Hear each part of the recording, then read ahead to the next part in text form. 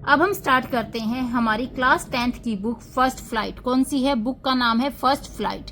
यहाँ पर first flight में हमारा जो लेसन 1 है वो है a letter to God. A letter to God यानी कि गॉड को एक लेटर लिखा गया है। इसके हमारे जो राइटर हैं वो हैं ग्रेगोरियो लोपेज फ्लुएंट्स। ग्रेगोरियो लोपेज फ्लुएंट्स या फिर ये आ सकता है GL फ्लुएंट्स। इस लेसन में जो हमारे मेन कैरेक्टर हैं वो हैं Lencho, post master, post office employ. यानी कि यहाँ पे जो मेन कैरेक्टर है वो हमारा लेंचो है, जिसके इर्द गिर्द पूरी की पूरी स्टोरी घूमती है। फिर यहाँ पे पोस्ट मास्टर दिखाया गया है जो कि एक बहुत अच्छा बंदा है। फिर यहाँ पे जो पोस्ट ऑफिस है उसके दूसरे एम्प्लॉयज में दिखाए गए हैं।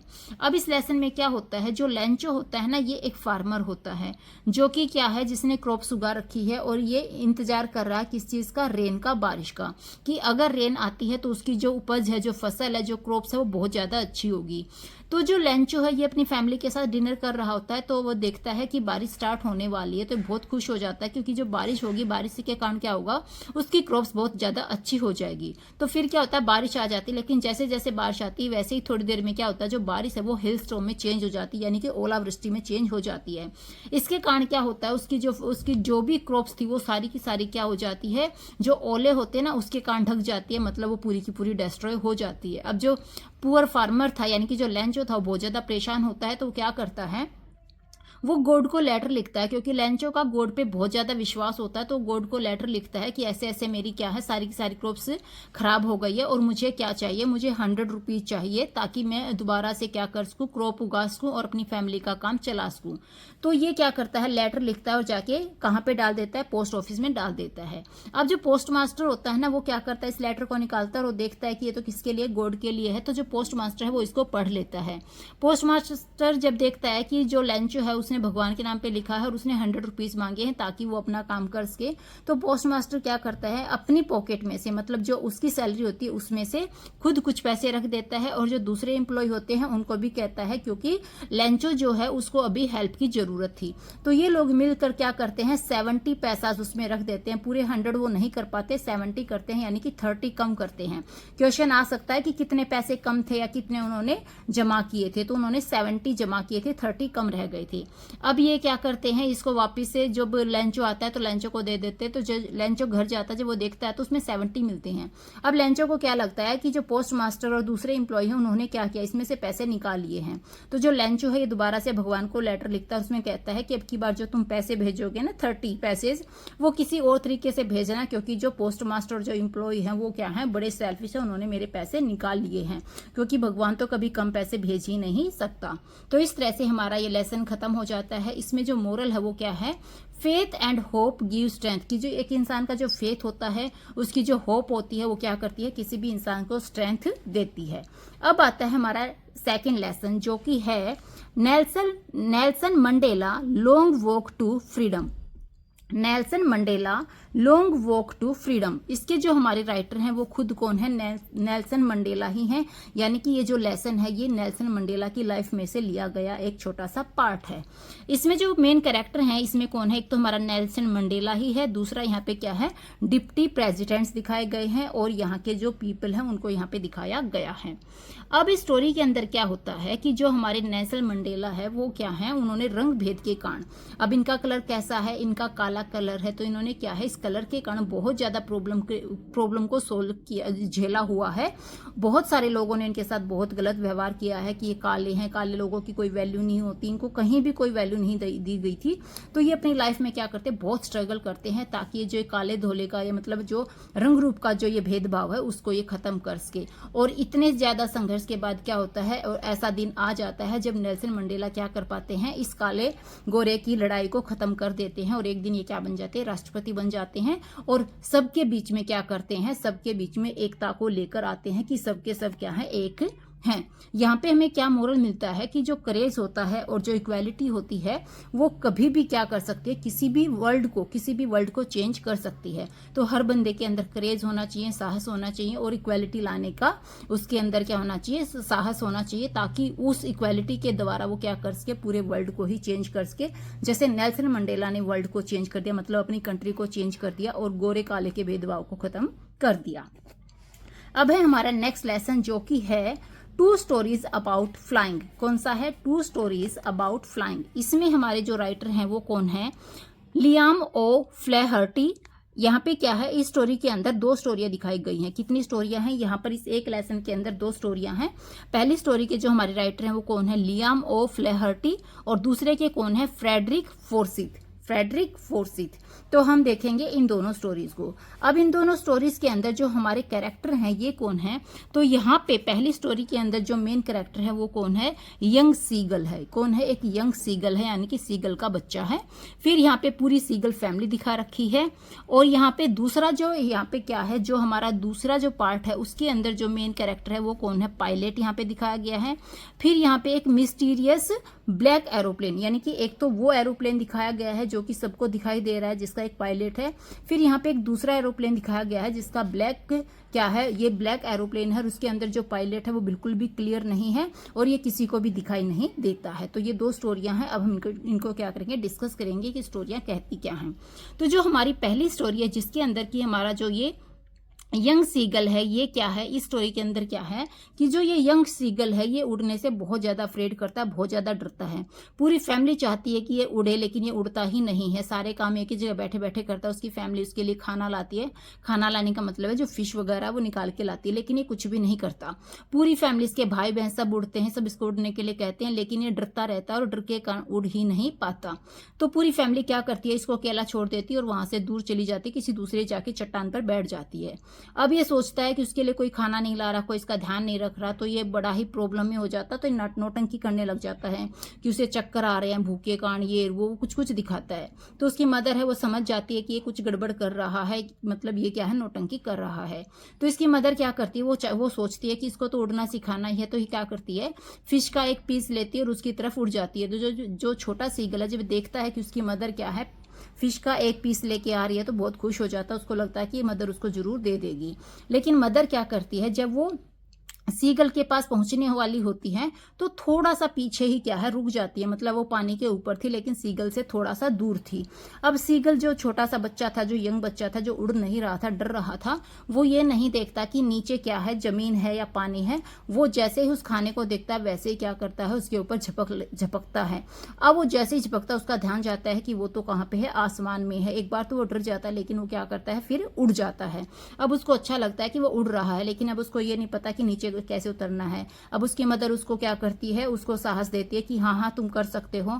तो धीरे धीरे अब वो क्या करता है, नीचे आता है। तो उसको लगता है कहीं वो पानी में ना डूब जाए, लेकिन जब वो पानी के पास आता है तो उसको फील होता है कि वो पानी में तैर रहा है। तो इस तरह से जो यंग सीगल है वो क्या करता है, उड़ना सीखता है और पानी में तैरना भी सीख लेता है। तो ये थी हमारी पहली स्टोरी। अब दूसरी स्टोरी हमारी क्या है, जो कि हमारी पायलट की स्टोरी है। ये जो पायलट है ये आसमान में उड़ रहा है, ये अपने घर पहुंचना चाहता है ताकि अपनी फैमिली के साथ क्या कर सके, डिनर कर सके। लेकिन क्या होता है कि इसका जो एरोप्लेन होता है उसके अंदर फ्यूल कम होता है और इसके पास वापस जाने का कोई तरीका नहीं होता। और जो मौसम, जो वेदर होता है वो बहुत ज़्यादा खराब हो जाता है। और इसके जो एरोप्लेन के अंदर जो सिस्टम होते हैं जिससे पता चलता है कि ये कौन सी डायरेक्शन में इसको जाना है, कहाँ पे क्या करना है, रडार वगैरह सब क्या हो जाते हैं, खराब हो जाते हैं। किसी के साथ कोई कांटेक्ट नहीं हो पाता। और इसके सामने क्या होता है, बिल्कुल एक ब्लैक वेदर होती है जिसके अंदर ये फंस जाता है। अब इसे कुछ समझ नहीं आ रहा कि इसको कहाँ जाना है, कहाँ से उतरना है। ये वापस जा नहीं सकता क्योंकि इसके पास फ्यूल नहीं है, टाइम नहीं है। तभी अचानक से क्या होता है कि इसको एक ब्लैक एरोप्लेन दिखाई देता है। उसको लगता है कि जो ब्लैक एरोप्लेन के अंदर जो पायलट है वो उसको हाथ हिला के ये बोल रहा है कि मेरे पीछे आ जाओ। तो ये पायलट क्या करता है, बिना सोचे समझे उसके पीछे चल पड़ता है। और थोड़ी सी देर बाद ये क्या देखता है कि वो उस ब्लैक वेदर से बाहर आ चुका है और नीचे जमीन पे उतर गया है। जब वो देखता है कि दूसरा पायलट कहाँ है तो वो देखता है कि वहां पे तो कोई एरोप्लेन ही नहीं है, ना कोई पायलट है। तो जब ये पायलट अंदर जाता है और पूछता है कि मेरे साथ एक दूसरा जो एरोप्लेन आया था वो कौन है, वो कहाँ है, वो उसका पायलट कहाँ है, क्योंकि उसने मेरी हेल्प की है, नहीं तो आज मैं फंस जाता। तो वहां पे वे जो लोग हैं वो कहते हैं कि वहां पे कोई भी दूसरा एरोप्लेन नहीं है, तुम ही थे वहां पे, तुम्हारा ही एक एरोप्लेन है। तो वो बड़े ही हैरान हो जाता है कि ऐसा कैसे हो सकता है, क्योंकि मैं तो बाहर उसी पायलट ने निकाला था मुझे, नहीं तो शायद पता नहीं आज मैं होता या नहीं होता। तो ये थी इसकी दूसरी स्टोरी। अब हम करेंगे नेक्स्ट लेसन। नेक्स्ट लेसन हमारा है फ्रॉम द डायरी ऑफ एने फ्रैंक। कौन सा है, फ्रॉम द डायरी ऑफ एने फ्रैंक। इसके हमारे जो राइटर हैं वो कौन है, खुद एने फ्रैंक ही इसकी हमारी राइटर हैं। तो याद रखना है फ्रॉम द डायरी ऑफ एने फ्रैंक में जो हमारी राइटर हैं वो कौन है, एने फ्रैंक ही हैं। अब इसके अंदर जो हमारे मेन कैरेक्टर हैं वो कौन है, खुद एने फ्रैंक यहाँ पे मेन कैरेक्टर हैं। फिर यहाँ पे मिस्टर कीजिंग है, ये जो मिस्टर कीजिंग है ये कौन है, ये एने फ्रैंक के टीचर हैं। अब क्या होता है इसके अंदर जो एने फ्रैंक है ये क्या करती है, ये एक डायरी लिखती है और डायरी में अपनी पूरी की पूरी लाइफ को लिखती है जितना कि वो जीती है।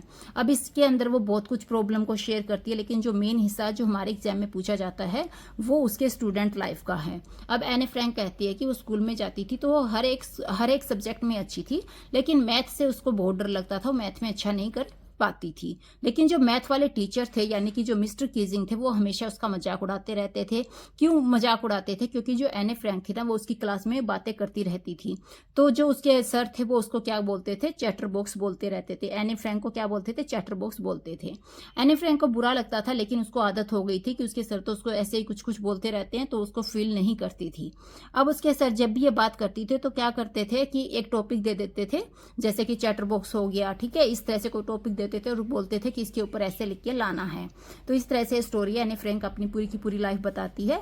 और फिर एने फ्रैंक क्या बताती है कि जो उसकी ये डायरी है जिसमें ये सब कुछ लिखती है, उसने अपनी डायरी का नाम क्या रखा है, किटी रखा है। क्वेश्चन बहुत आता है, एने फ्रैंक की डायरी का नाम क्या है, किटी है।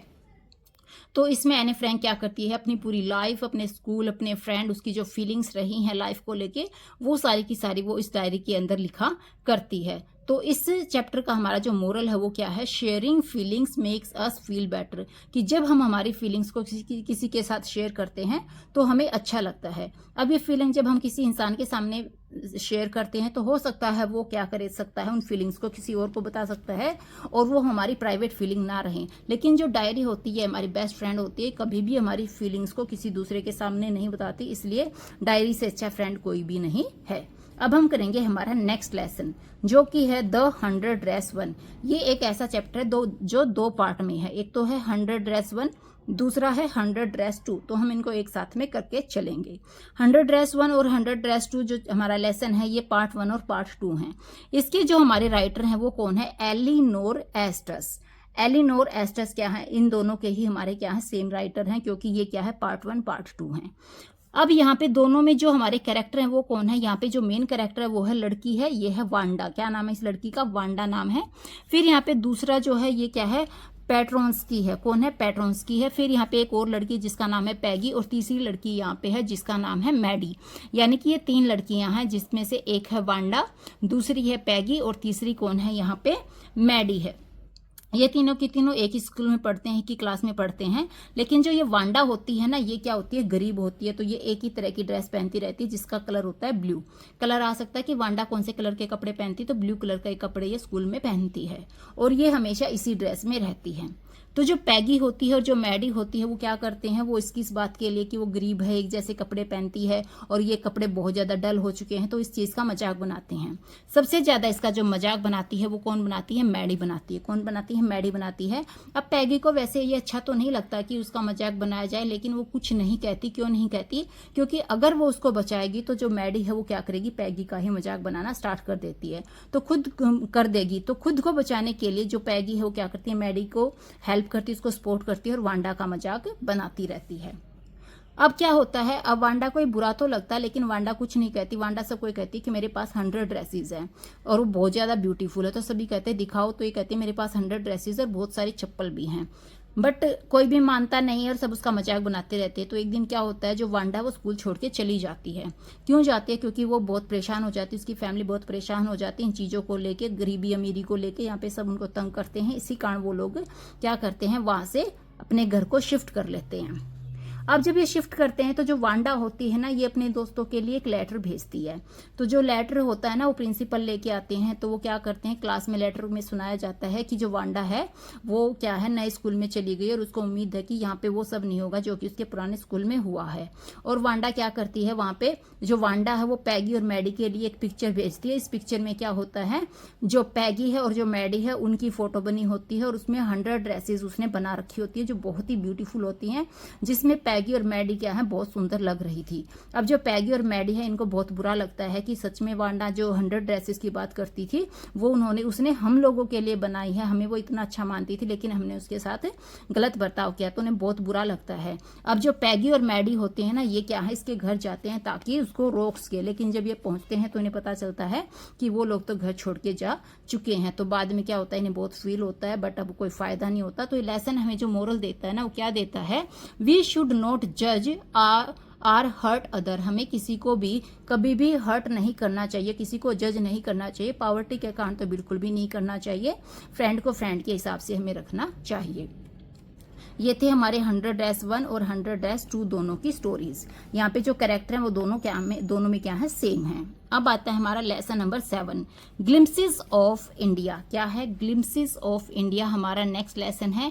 इसमें जो हमारे राइटर हैं वो कौन है, ये जो ग्लिम्पसेस ऑफ इंडिया है इसके अंदर एक लेसन के अंदर 3 स्टोरियां हैं। कितनी है, एक लेसन है और यहाँ पे 3 स्टोरियां हैं। जो राइटर हैं वो कौन है, यहाँ पे सबसे पहले कौन है, लूसियो रोड्रिग्यू। दूसरा कौन है, लोकेश एब्रोल। तीसरा कौन है, अरूप कुमार दत्ता। अब यहाँ पे जो कैरेक्टर हैं वहां पे एक पहले वाले स्टोरी में जो मेन कैरेक्टर है वो एक बेकर है। कौन है, बेकर है जो कि क्या बनाता है, ये केक बनाता है। दूसरा जो कैरेक्टर है वो कौन है, पेंजोल है। और तीसरा कैरेक्टर कौन है, यहाँ पे राजवीर है। अब जो ये तीनों की तीनों स्टोरियां होती हैं, इन स्टोरियों में हमारे जो राइटर हैं वो क्या शो करते हैं कि जो ब्यूटी है, जो कल्चर है, जो ट्रेडिशन है, ये क्या है, बहुत ही सुंदर है। किसका, इंडिया का। यानी कि यहाँ पे इंडिया के बारे में, इंडिया के ट्रेडिशन, इंडिया की ब्यूटी, इंडिया का कल्चर, इंडिया की जो नेचर है उस सब के बारे में बताया गया है। इनमें जो इंडिया का एक हिस्सा है गोवा के बारे में बताया गया है कि यहाँ पे जो बेकर होते हैं ये क्या करते हैं, केक बनाते हैं और इन केक को कोई क्या करते हैं, सेल करते हैं, बेचते हैं। फिर यहाँ पे कुर्ग जगह के बारे में बताया गया है कि यहाँ पे एलिफेंट है, बहुत अच्छे यहाँ पे क्या है, एनिमल्स वगैरह हैं। और यहाँ के जो इंसान है ना, ये क्या है, बहुत ज्यादा पावरफुल है, बहुत ज्यादा स्ट्रांग है। और इनको जो गन वगैरह होती है, जो हथियार वगैरह होती है, उनको रखने की परमिशन होती है और उन्हें किसी लाइसेंस की जरूरत नहीं होती। और ये बहुत ज्यादा स्ट्रांग और ये किसी से डरते नहीं है। फिर यहाँ पे जो तीसरी स्टोरी है वो असम से रिलेटेड है, यानी कि जो प्रेंजोल है और राजवीर है इनसे रिलेटेड है। जो प्रेंजोल है और जो राजवीर है ये दोनों क्या है, ये दोनों फ्रेंड है, तो एक साथ पढ़ाई करते हैं। लेकिन जो प्रेंजोल है वो छुट्टियों में अपने घर जाता है। कहाँ है उसका घर, असम में है। तो प्रेंजोल का घर कहाँ है, असम में है। अब प्रेंजोल क्या करता है, अपने दोस्त राजवीर को अपने घर पे इनवाइट करता है, तो राजवीर इसके साथ चला जाता है। तो जो प्रेंजोल है और जो राजवीर है ये क्या करते हैं, दोनों के दोनों ट्रेन से जाते हैं। अब प्रेंजोल तो रेस्ट करता है क्योंकि उसने तो अपना एरिया देखा हुआ है, लेकिन जो राजवीर है वो पहली बार असम जा रहा है, तो असम की ब्यूटी को देख के ये बहुत हैरान हो जाता है। तो ये क्या है, बाहर देखता रहता है, ब्यूटी को ही देखता रहता है।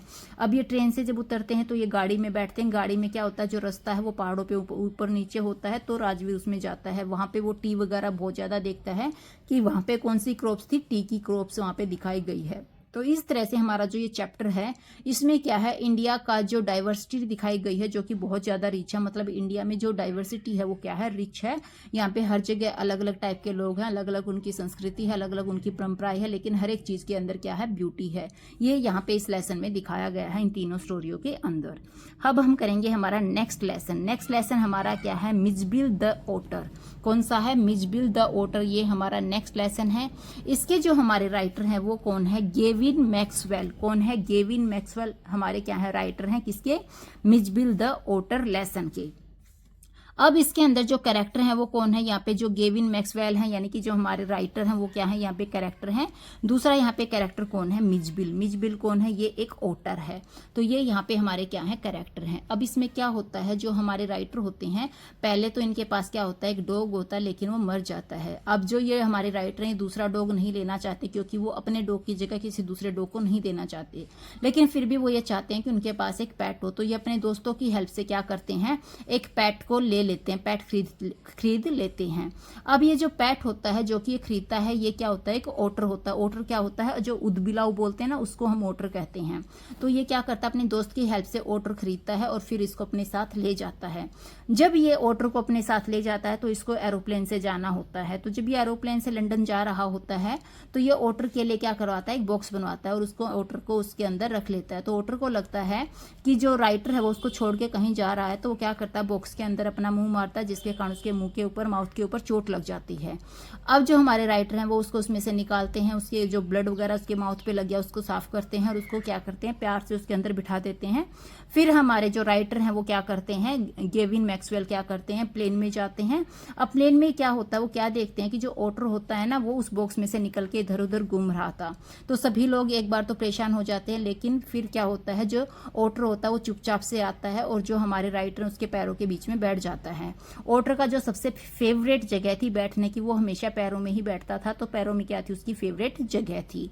अब क्या होता है, ओटर और राइटर अपने घर पहुंच जाते हैं। तो वहां पे जो ओटर को दिखाया गया है कि इसको पानी बहुत अच्छा लगता है, लेकिन खड़ा पानी इसको बिल्कुल भी अच्छा नहीं लगता, इसको चलता हुआ पानी अच्छा लगता है, उसको पानी में नहाना अच्छा लगता है, उसको टॉयज के साथ खेलना अच्छा लगता है। जो ओटर है वो लगभग क्या है, किसी ना किसी चीज के साथ खेलता ही रहता है। अब ओटर को पानी इतना अच्छा लगता है कि वो क्या करता है, जो टैप होता है उस पर अपना माउथ मार मार के उसको चला देता है। कई बार तो क्या होता है, सही तरीके से लगता है तो पानी चल पड़ता है, वो उसमें मस्ती करता है। कई बार क्या होता है, गलत लग जाता है तो जो टैप होता है वो क्या होता है, टाइट हो जाता है, जिसके कारण उसको चोट भी लग जाती है। तो इस तरह से यहाँ पे ओटर के बारे में बताया कि ओटर कैसे अपनी लाइफ को जीता है। अब हम करेंगे नेक्स्ट लेसन। नेक्स्ट लेसन हमारा कौन सा है, मैडम राइड्स द बस। जो मैडम है वो क्या कर रही है, बस में राइड कर रही है। यहाँ पे हमारे जो राइटर हैं वो कौन है, वल्लीकन है। तो यहाँ पे जो मैडम है जो कि बस में राइड कर रही है वो कौन है, जिसको हम क्या कहेंगे, वल्ली है। इसका क्या नाम ले लेंगे हम, वल्ली नाम से इसको याद रख लेंगे। तो यहाँ पे हमारे जो मेन कैरेक्टर वो कौन है, यहाँ पे वल्ली है और यहाँ पे बस कंडक्टर है। अब इसमें क्या होता है, जो वल्ली है जो कि एक छोटी सी बच्ची है, जो कि 8 साल की बच्ची है। अब ये क्या चाहती है कि ये सिटी जाना चाहती, देखना चाहती है कि बस में राइड कैसी होती है। वल्ली बस में बैठने के लिए बहुत ज्यादा उत्साहित रहती है, बहुत ज्यादा वो क्यूरियस है, वो उसमें बैठना पसंद करती है। वो चाहती है कि वो बस में बैठे और पूरी की पूरी सिटी को घूम के आए। अब सिटी में घूमने के लिए उसके पास कितने पैसे चाहिए थे, उसको 30 पैसे जाने के चाहिए थे और 30 पैसे वापिस आने के चाहिए थे। तो जो वल्ली है वो क्या करती है, जो पैसे उसको मिलते हैं पॉकेट मनी के, उसको इकट्ठा करना स्टार्ट कर देती है। जब उसके पास 60 पैसे होते हैं तो वो क्या करती है, काउंट करते हैं कि उसको कितना समय जाने में, कितना समय आने में लगता है। तो फिर वो क्या करती है, एक दिन वो बस में बैठती है और चली जाती है। तो जब वहाँ पे जो बस ड्राइवर होता है, जो कंडक्टर होते हैं, वो उसको बच्ची कहते हैं। तो कहती कि तुम्हें दिखाई नहीं देता, मैं कोई बच्ची नहीं हूँ, मैं बड़ी हो गई हूँ, मेरे पास पैसे हैं, मैंने टिकट ली है, ये वो। तो जो कंडक्टर है वो क्या करता है, उसका मजाक करता है और उसको मैडम कहता है। अब जो वल्ली है वहां पे जा रही है तो देखती है कि रास्ते में एक बहुत ही ओल्ड वुमेन वहां पे आती है, जिसमें से थोड़ी स्मेल भी आ रही है। तो वल्ली फील करती है कि लाइफ में क्या क्या होता है, तो वो रास्ते में सब कुछ देखती जाती है। वल्ली बहुत ज्यादा खुश होती है इस राइड से। अब रास्ते में क्या होता है, वो एक काऊ को देखती है जो कि बस के सामने आ जाती है। अब बस ड्राइवर उसको कैसे ऐसे जैसे तैसे करके क्या करता है, काऊ को दूर करता है और वहां से निकल जाता है। अब वल्ली बहुत खुश होती है, वो क्या होती है, सिटी में पहुंच जाते हैं। सिटी में पहुंचने के बाद वहां पे जितने भी लोग थे सब उतर जाते हैं, लेकिन वल्ली नहीं उतरती है। अब जो बस कंडक्टर होता है वो वल्ली को कहता है कि मैडम जी जो स्टॉप है वो आ चुका है, इससे आगे गाड़ी नहीं जाएगी। तो वल्ली कहती है इसे यहाँ पे उतरना नहीं, उसे वापिस जाना है, तो उसके लिए वो टिकट ले लेगी। तो कंडक्टर कहता है कि ठीक है, अगर तुम्हें वापस जाना है तो तुम चलो, तुम यहाँ पे आए क्यों थी। तो बोलती है कि मुझे तो घूमना था, मैं देखना चाहती थी, मैं राइड करना चाहती थी कि बस में कैसा लगता है। अब कंडक्टर उसको कहता है कि तुम कुछ खा पी लो। तो वो बोल रही है कि मेरे पास पैसे नहीं। तो कंडक्टर कहता है कोई बात नहीं, पैसे मैं दे दूंगा, तुम कुछ खा पी लो। अब वल्ली वापिस आती है। तो जब वो वापिस आती है तो वो देखती है कि वो जो काऊ जो उसने जाते टाइम देखी थी, जो कि उनकी गाड़ी के बीच में आ रही थी, अब वो काऊ क्या है कि रास्ते में पड़ी हुई है और देखने से ऐसा लग रहा है जैसे वो किसी के साथ हिट हो गई है, जिसके कारण उसकी डेथ हो गई है। ये सब देख के वल्ली को बहुत ज्यादा बुरा लगता है। अब वल्ली अपने घर पहुंच जाती है और चली जाती है। तो इस तरह से ये क्या है, मैडम राइड द बस हमारा क्या है, चैप्टर था। अब हम करेंगे नेक्स्ट लेसन। नेक्स्ट लेसन है हमारा है lesson number 10th, the sermon at Benares. The sermon at Benares ये क्या है, ये जो बुद्धा हमारे हैं उनके बेस पे क्या है, ये स्टोरी बनाई गई है जो कि बुद्धा की लाइफ से ली गई है। अब इसके अंदर हमारे जो कैरेक्टर हैं वो कौन है, यहाँ पे हमारे महात्मा जो गौतम बुद्ध है उनको दिखाया गया है। फिर यहाँ पे एक लेडी को दिखाया गया है जिसका नाम है किसा गौतमी। क्या है, किसा गौतमी। अब इसकी स्टोरी क्या होती है कि जो किसा गौतमी होती है ना, ये क्या है, एक जवान लेडी होती है और इनका एक बेटा होता है जिसकी डेथ हो जाती है।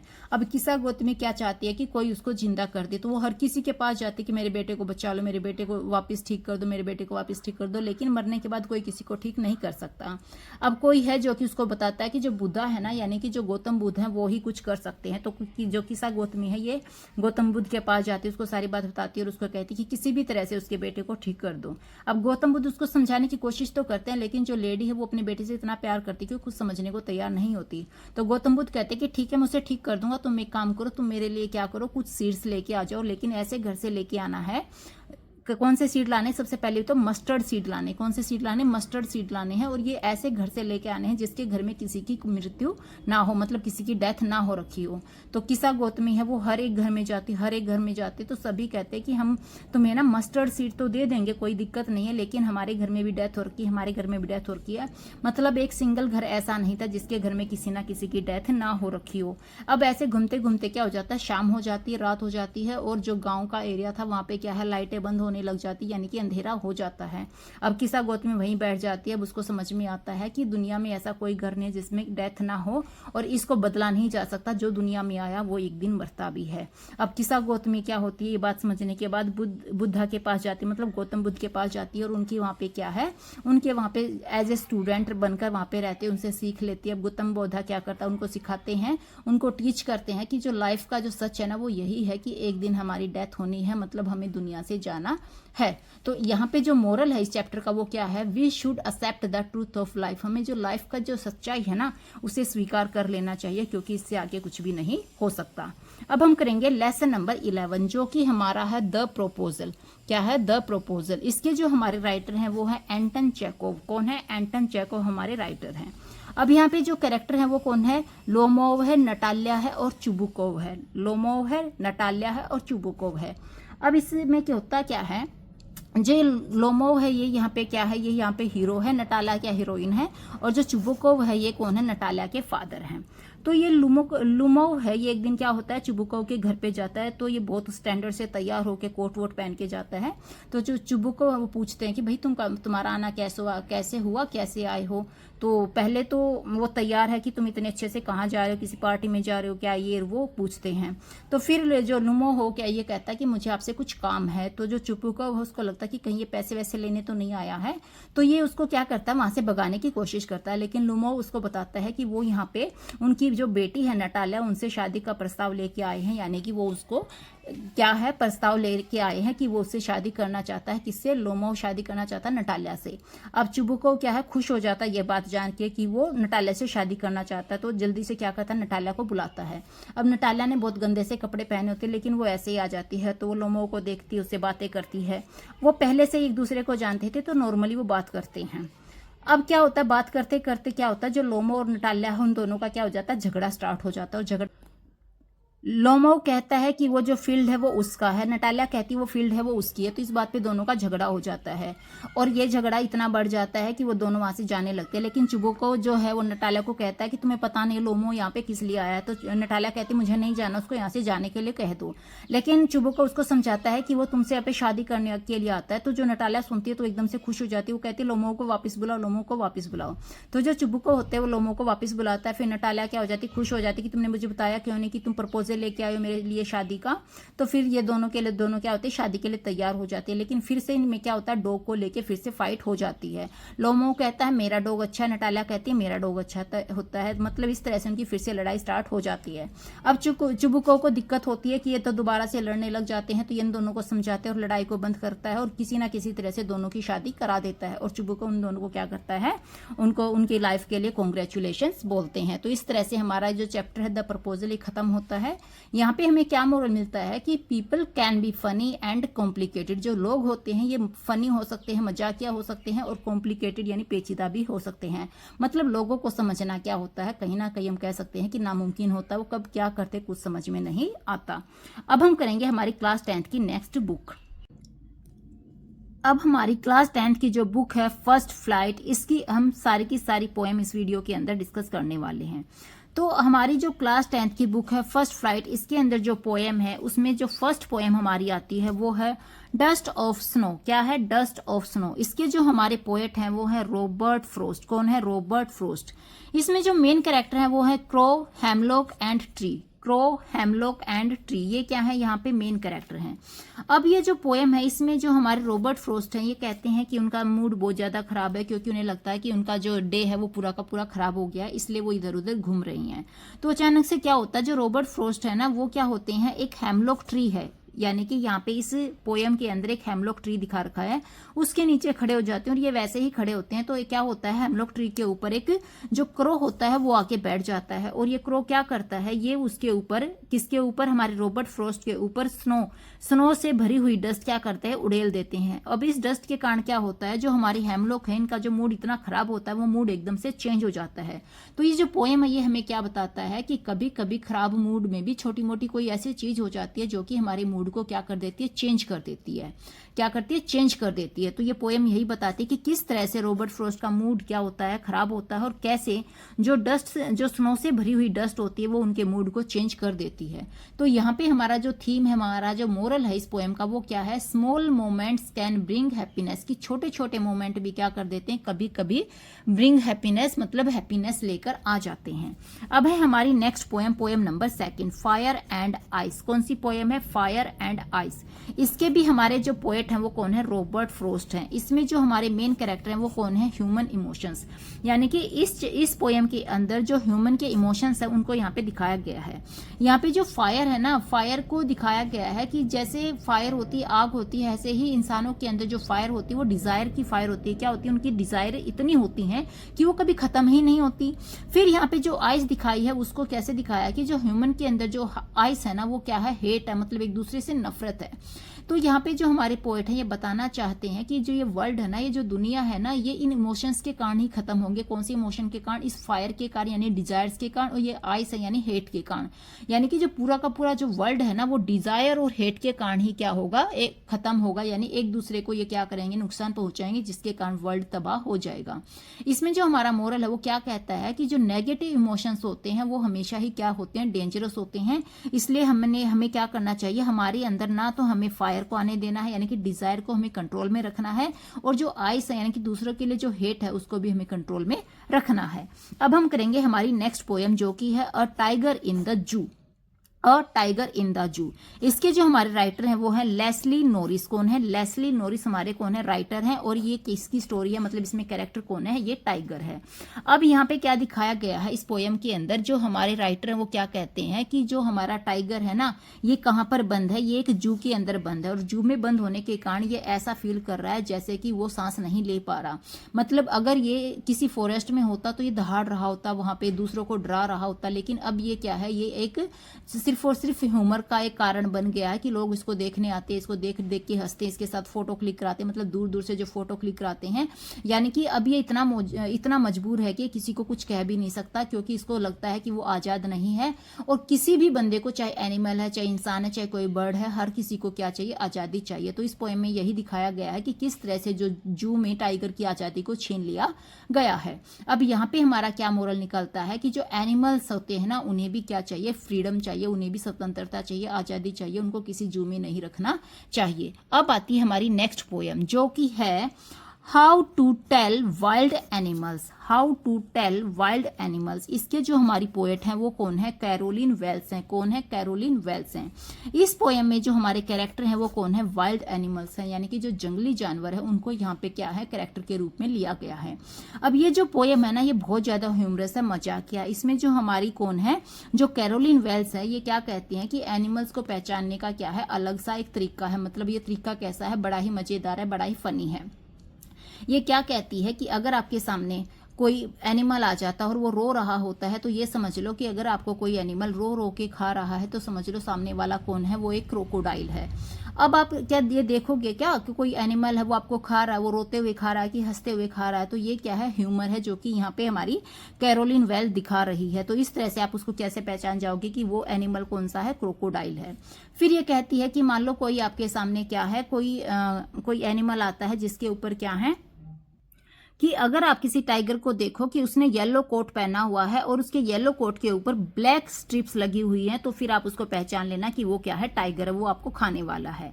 फिर वो कहती हैं कि अगर कोई एनिमल आपको आके टाइटली हग करे और टाइटली हग करके आपको खा ले तो समझ लेना कि वो कौन सा है, वो बियर है। फिर ये क्या कहती है कि अगर कोई एनिमल आपके ऊपर अटैक करता है, लेकिन कैसे अटैक करता है, लाफ करते हुए, हंसते हुए, स्माइल करते हुए अटैक करता है, तो समझ लेना वो कौन सा है, हेना है। अब वो कहती है कि सपोज करो आपने किसी एनिमल को देखा और वो एनिमल आपके ऊपर अटैक कर रहा है, लेकिन वो क्या कर रहा है, बार बार अपने कलर चेंज कर रहा है, तो फिर आप उसको समझ लेना कि वो क्या है, चमेलियन है। तो इस तरह से जो हमारी पोएट है वो क्या कहती हैं कि ये जब ये जो एनिमल है ये आपके ऊपर अटैक तो करेंगे, लेकिन अलग अलग तरीके से करेंगे। तो जब आपके ऊपर ये अटैक करे तो इनकी ये जिस तरह से शेप दिखा उसके हिसाब से आप उनको पहचानते जाना कि ये कौन है। अब हम करेंगे हमारी नेक्स्ट पोएम, पोएम नंबर 5।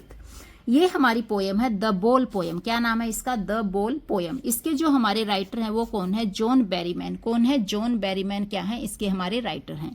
इसमें हमारे जो राइटर हैं वो क्या कहते हैं कि यहाँ पे कौन कौन कैरेक्टर है, उन्होंने यहाँ पे एक बॉय का यूज किया है, एक लड़के का यूज किया है, और खुद ही हमारे यहाँ पे पोएट या नरेटर यहाँ पे क्या है, कैरेक्टर हैं। और यहाँ पे उन्होंने जो ये बोल यूज की है ना, इस बोल को क्या बताया है कि ये जो बोल है ना ये एक चाइल्डहुड के अकॉर्डिंग है, मतलब बोल को यहाँ पे चाइल्डहुड के समान बताया गया है। इस पोएम में जो हमारे पोएट हैं क्या कहते हैं कि यहाँ पे एक बॉय है, उसने क्या लॉस कर दिया, उसने अपनी बोल को लॉस कर दिया, मतलब जो बॉय है उससे उसकी बोल क्या हो गई है, दूर हो गई है। अब ये दूर होके कहाँ पे चली गई है, पानी में चली गई है, जिसको पकड़ पाना बॉय के लिए क्या है, मुमकिन नहीं है। अब बोल के दूर हो जाने से जो हमारा बॉय है ना वो क्या हो गया है, सैड हो गया है। अब यहाँ पे ये क्या सिंबलाइज करता है कि जो बॉय है ना उसने जो लॉस किया है ना, ये जो बोल है ना वो बोल क्या है, चाइल्डहुड है। मतलब यहाँ पे क्या है, जो बॉय से लॉस हुआ है वो उसका चाइल्डहुड है, और उस चाइल्डहुड के लॉस होने से जो उसकी मेमोरीज हैं, जो उसके इमोशंस है, वो सारे के सारे क्या है, धीरे धीरे क्या होते जा रहे हैं, खत्म होते जा रहे हैं। मतलब इस पोएम में जो हमारी बोल का यूज किया है ये चाइल्डहुड के लॉस होने को दिखाता है। तो यहाँ पे किसका किसके साथ कंपैरिजन है, बोल का यहाँ पे चाइल्डहुड के साथ कंपैरिजन है। तो हम यहाँ पे ये नहीं कह सकते कि मान लो अगर बोल गुम हो गए तो आप दूसरी बोल ले लो कभी भी, क्योंकि कभी भी जो चाइल्डहुड होता है, जो बचपन होता है, कभी दोबारा से लौट कर नहीं आता, एक बार चला जाता है तो चला ही जाता है। ठीक है, तो यहाँ पे क्या है हमारा जो हमारा पोएट है वो क्या कहता है कि जो ये लॉस है ना ये क्या है, ये पार्ट है किसका, लाइफ का एक पार्ट, और ये हर किसी की लाइफ में आता है। तो जो भी आपकी लाइफ में हो उसको भरपूर जीना चाहिए। तो इस पोएम में जो हमें थीम मिलता है वो क्या मिलता है, लर्निंग टू हैंडल लॉस, कि जो हम लॉस करते हैं उसको हमें सीख लेना चाहिए कि किस तरह से उस लॉस को हमें हैंडल कर लेना है। अब यहाँ पे आती है हमारी नेक्स्ट पोएम। नेक्स्ट पोएम हमारी क्या है, अमांडा। क्या है, अमांडा पोएम। इसके जो हमारे पोएट हैं वो कौन है, रॉबिन क्लेन है। कौन है, रॉबिन क्लेन है। और यहाँ पे जो हमारे कैरेक्टर हैं वो कौन है, यहाँ पे अमांडा है, फिर अमांडा के पेरेंट्स दिखाए गए हैं, और यहाँ पे जो नरेटर है उसको यहाँ पे दिखाया गया है। अब इस पोएम के अंदर क्या है कि जो हमारी अमांडा है ये एक छोटी सी लड़की है जिसके पेरेंट्स उसको बार बार डांटते रहते हैं। उसने उसकी आज़ादी को क्या है, उसके पेरेंट्स से छीन लिया है। वो बार बार उसको कहते हैं ऐसे नहीं करना, ऐसे कपड़े नहीं पहनने, ये नहीं करना, ऐसे नहीं बैठना, ऐसे नहीं करना, वैसे नहीं करना, यहाँ नहीं जाना, वहाँ नहीं जाना। मतलब हर बात पे क्या होता है, रोका टोकी होती है, यानी कि उसके लाइफ में आज़ादी नाम की कोई चीज़ बची हुई नहीं है। तो ऐसे में जो अमांडा है वो खुद को क्या कहती है कि काश मैं ऑर्फन होती। ऑर्फन क्या होता है, जिसके पेरेंट्स नहीं होते, कि यदि मेरे पेरेंट्स नहीं होते तो मेरा जहाँ पे मन करता मैं वहाँ चली जाती। फिर ये कहती है कि काश मैं मरमेड होती। मरमेड क्या होती है, फिश, कि अगर मैं मरमेड होती तो पानी में इधर उधर आज़ादी से घूम रही होती। फिर ये अपने आप को क्या कहती है कि काश मैं रेपेंजल होती। तो इस तरह से ये अपने लिए क्या है, अलग अलग नाम रखती है जिसको कि कोई रोकने वाला ना हो, वो अपनी मर्जी से कहीं भी आए जाए। अब इसमें क्या होता है कि उसकी जो मदर है उसको बार बार चिल्लाई जा रही है ऐसे नहीं करना, वैसे नहीं करना। तो बाद में उसकी मदर कहती है कि तुम मेरी एक भी बात नहीं सुनती, दूसरों को लगता होगा कि मैं तुम्हें हमेशा ही डांटती रहती हूँ। तो इस तरह से ये पोएम है जिसमें अमांडा अपने पेरेंट्स को बिल्कुल इग्नोर कर देती है क्योंकि वो हमेशा ही उसको चीखते चिल्लाते रहते हैं। अब हम करेंगे हमारी नेक्स्ट पोएम, और इसमें जो हमारा थीम है, जो मोरल है, वो क्या कहता है कि जो चिल्ड्रन होते हैं ना उनको भी किस चीज़ की नीड होती है कि कोई उनको अच्छे से समझे, उनकी केयर करे, ना कि हर बात के ऊपर उनको डांटे फटकारे। तो उनको अंडरस्टैंड करना, उनकी केयर करना क्या है, मस्ट होता है।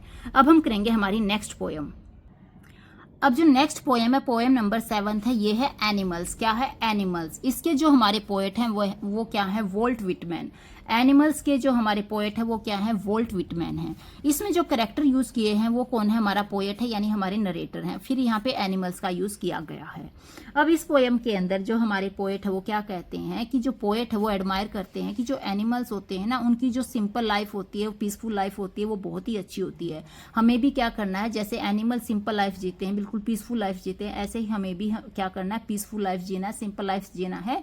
किसी भी चीज़ों के पीछे, जो संसार की जो भौतिक चीजें हैं उनके पीछे में भागना नहीं है। अब यहाँ पे जो एनिमल्स होते हैं ये क्या होते हैं, ये फ्री होते हैं किस चीज से, ग्रीड से। इनके अंदर किसी तरह का लालच नहीं होता, इनमें किसी तरह का प्राइड नहीं होता, ये किसी तरह का शो ऑफ नहीं करना चाहते।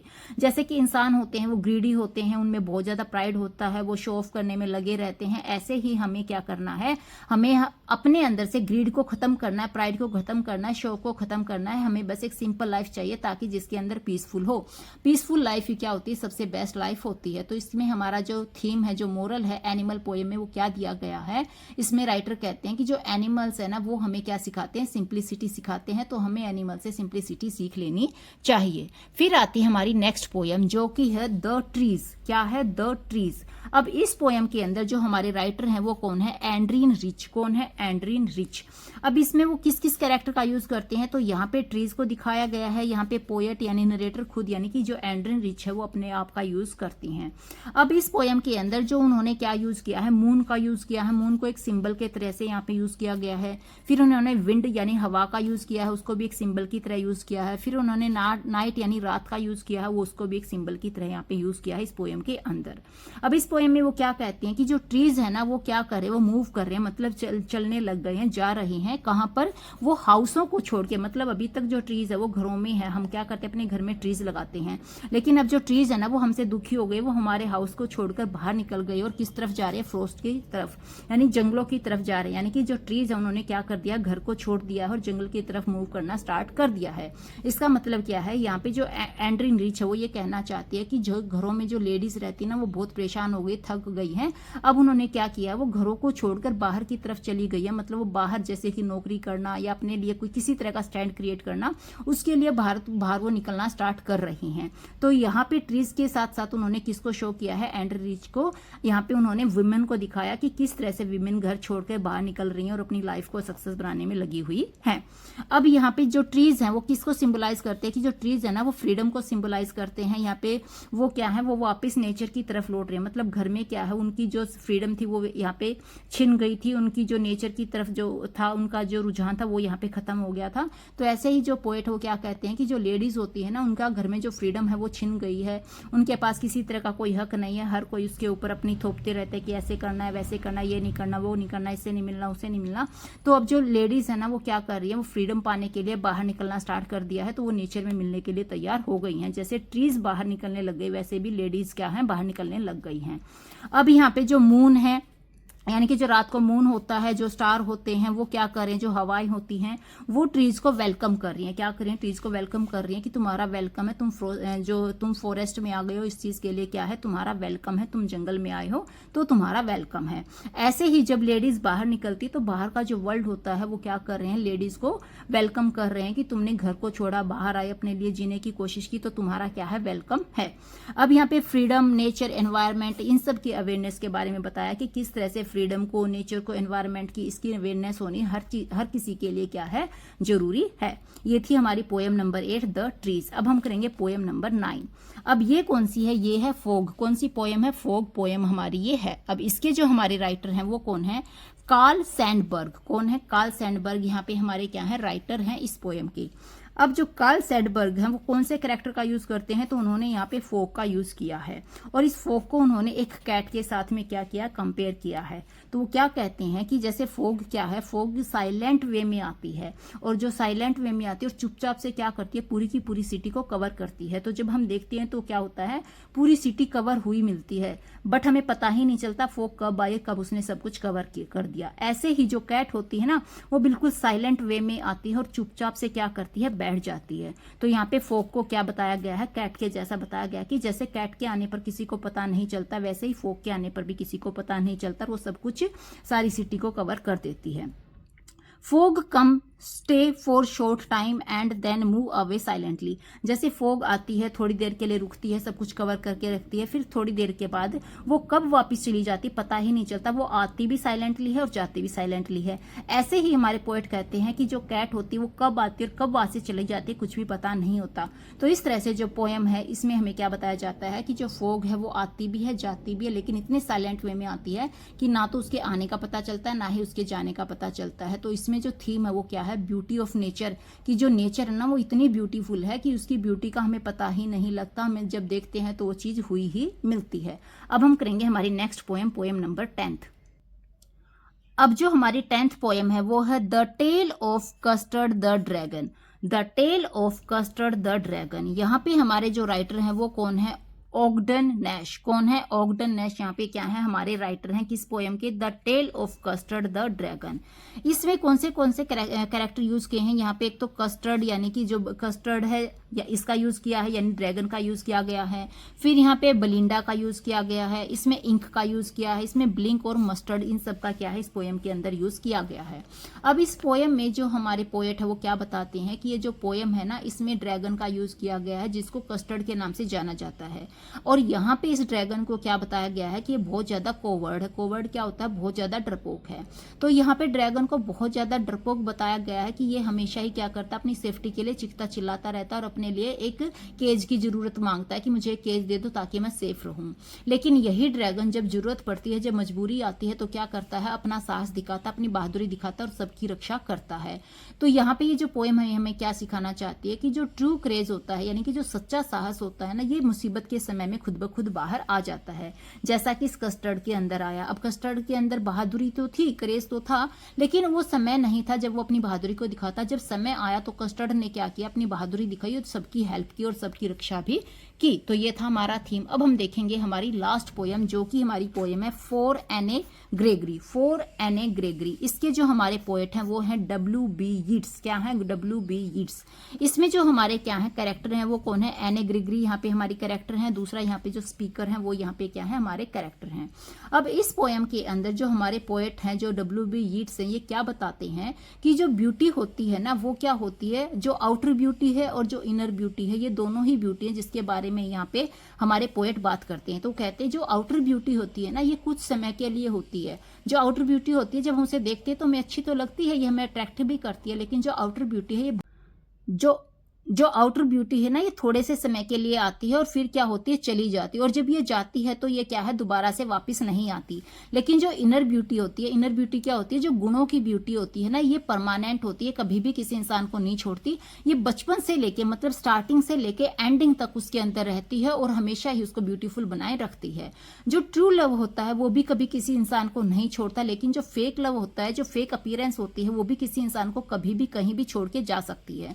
तो यहाँ पे हमें जो पोएम है वो हमें बताती है कि हमें आउटर ब्यूटी की तरफ नहीं बल्कि इनर ब्यूटी की तरफ हमें जाना चाहिए। हमें इनर ब्यूटी को अपनाना चाहिए, अंदर अपने गुणों को क्या है जो सुंदर गुण होते हैं उनको अपने अंदर लाना चाहिए। जो बाहर की ब्यूटी है उसकी तरफ हमें अट्रैक्ट नहीं होना चाहिए। तो हमारा जो थीम है वो क्या कहता है? Inner beauty is more important, कि इनर ब्यूटी जो होती है वो ज्यादा इंपॉर्टेंट होती है, जबकि जो बाहरी ब्यूटी होती है उसकी कोई भी वैल्यू लाइफ में नहीं होती। तो इसी के साथ हमारी जो क्लास 10th की जो पोएम थी ये यहाँ पे खत्म होती। अब हम करेंगे इसकी अगली बुक। अब हम करेंगे क्लास 10th की book footprint without feet. Footprint without feet हमारा क्या है? बुक का नाम है, जो कि क्लास 10th की बुक है। इसमें जो हमारा फर्स्ट चैप्टर है वो है a triumph of surgery. A triumph of surgery. इसके जो हमारे राइटर हैं वो हैं जेम्स हैरियोट। जेम्स हैरियोट। यहाँ पर इस लेसन के अंदर जो हमारे मेन कैरेक्टर हैं वो हैं ट्रिकी, डॉक्टर हैरियोट, मिसिस पंफरे। यहाँ पे जो ये ट्रिकी है ये एक डॉग का नाम है। किसका नाम है? डॉग का नाम है। फिर यहाँ पे जो डॉक्टर हैरियोट हैं ये किसके डॉग हैं? ये एनिमल्स के डॉग हैं। फिर यहाँ पे जो मिसिस पंफरी है ये कौन है? ये इस ट्रिकी की कौन है? मालकिन है। अब हम देखेंगे कि स्टोरी में है क्या। ये जो ट्रिकी है ये किसके पास रहता है? मिसिस पंफरे के पास रहता है, यानी कि इसका ये डॉग है। अब मिसिस पंफरी क्या करती है? इसको बहुत ज्यादा खिलाती है, बहुत ज्यादा खिलाती है। बहुत ज्यादा खाने के कारण ये क्या हो जाता है? बहुत ज्यादा मोटा हो जाता है और बहुत बीमार रहने लग जाता है। अब ये जो हमारी क्या है मिसिस पंफरी है, इनको बहुत टेंशन हो जाती है कि वो ठीक क्यों नहीं है, वो उसने कुछ खाना पीना छोड़ दिया, सब कुछ छोड़ दिया, चलता नहीं है, कुछ नहीं करता है। तो टेंशन में आ जाते हैं। टेंशन में आके क्या करती है? डॉक्टर हैरियोट को बुलाती है। जब डॉक्टर हैरियोट ये सारी चीजें देखता है तो समझ जाता है कि जो ट्रिकी है उसकी एक ही प्रॉब्लम है कि वो बहुत ज्यादा खाना उसको खिलाया गया है, जिसके कारण उसकी ये हालत है। अब जो डॉक्टर हैरियोट है ये क्या कहते हैं कि जो ट्रिकी है ना इसका क्या करना पड़ेगा? सर्जरी करनी पड़ेगी, जिसके लिए ट्रिकी को उसके साथ मेडिकल में जाना पड़ेगा, यानी कि डॉक्टर हैरियोट के पास जाना पड़ेगा। अब जब डॉक्टर हैरियोट क्या करते हैं, ट्रिकी को अपने साथ लेकर चले जाते हैं, तो ये क्या करते हैं, सबसे पहले ट्रिकी का खाना पीना बिल्कुल बंद कर देते हैं। फिर जब ट्रिकी थोड़ा सा ठीक होना स्टार्ट करता है तो जो डॉक्टर हैरियोट है ये क्या करते हैं, उसको थोड़ा थोड़ा खाना देते हैं, बहुत ज्यादा खाना नहीं देते, वही खाना देते हैं जो डॉक्टर हैरियोट दूसरे डॉग्स को देते हैं। अब इस तरह से क्या होता है, थोड़े समय के बाद ट्रिकी जो है वो बिल्कुल ठीक हो जाता है और फिर जो मिसिस पेम्फ्रे हैं ये क्या है, ट्रिकी को वापस अपने साथ लेके आ जाती हैं।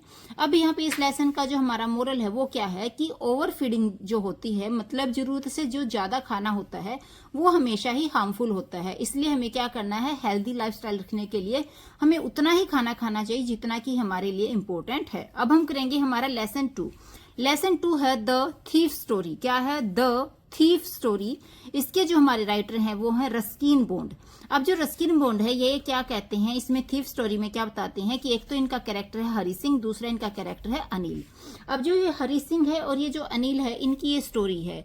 इसमें हमारे जो क्या है, जो हरी सिंह यहाँ पे दिखाया गया है, जो कि हमारे रस्किन बॉन्ड ने दिखाया है, वो क्या कहते हैं कि जो ये हरी सिंह है ना, ये एक चोर है और ये क्या करता है, हर किसी के पास जाता है, उससे मीठी मीठी बातें लगाता है और जब तक उसके साथ रहता है, जब तक उसके पैसे वैसे ना चुरा ले।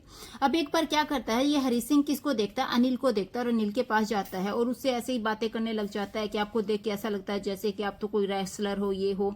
फिर अनिल भी उसको कहता है कि हाँ, तो आपको देख के भी ऐसा लगता है जैसे आप रेसलर हो, मतलब ये एक दूसरे के साथ मजाक करते हैं। अब अनिल वहां से जाने लगता है तो हरी सिंह उसके पीछे पीछे चला जाता है। अब जब अनिल सिंह क्या है, जब अनिल अपने घर पहुंचता है तो हरी सिंह भी उसके पीछे पीछे चला जाता है और हरी सिंह को कोई भी मौका नहीं मिलता कि वो अनिल के पास क्या करे, चोरी कर ले। अब हरी सिंह क्या कहता है अनिल को कि मेरे पास कोई काम नहीं है, तुम मुझे अपने घर पे रख लो और मुझे कोई काम दे दो।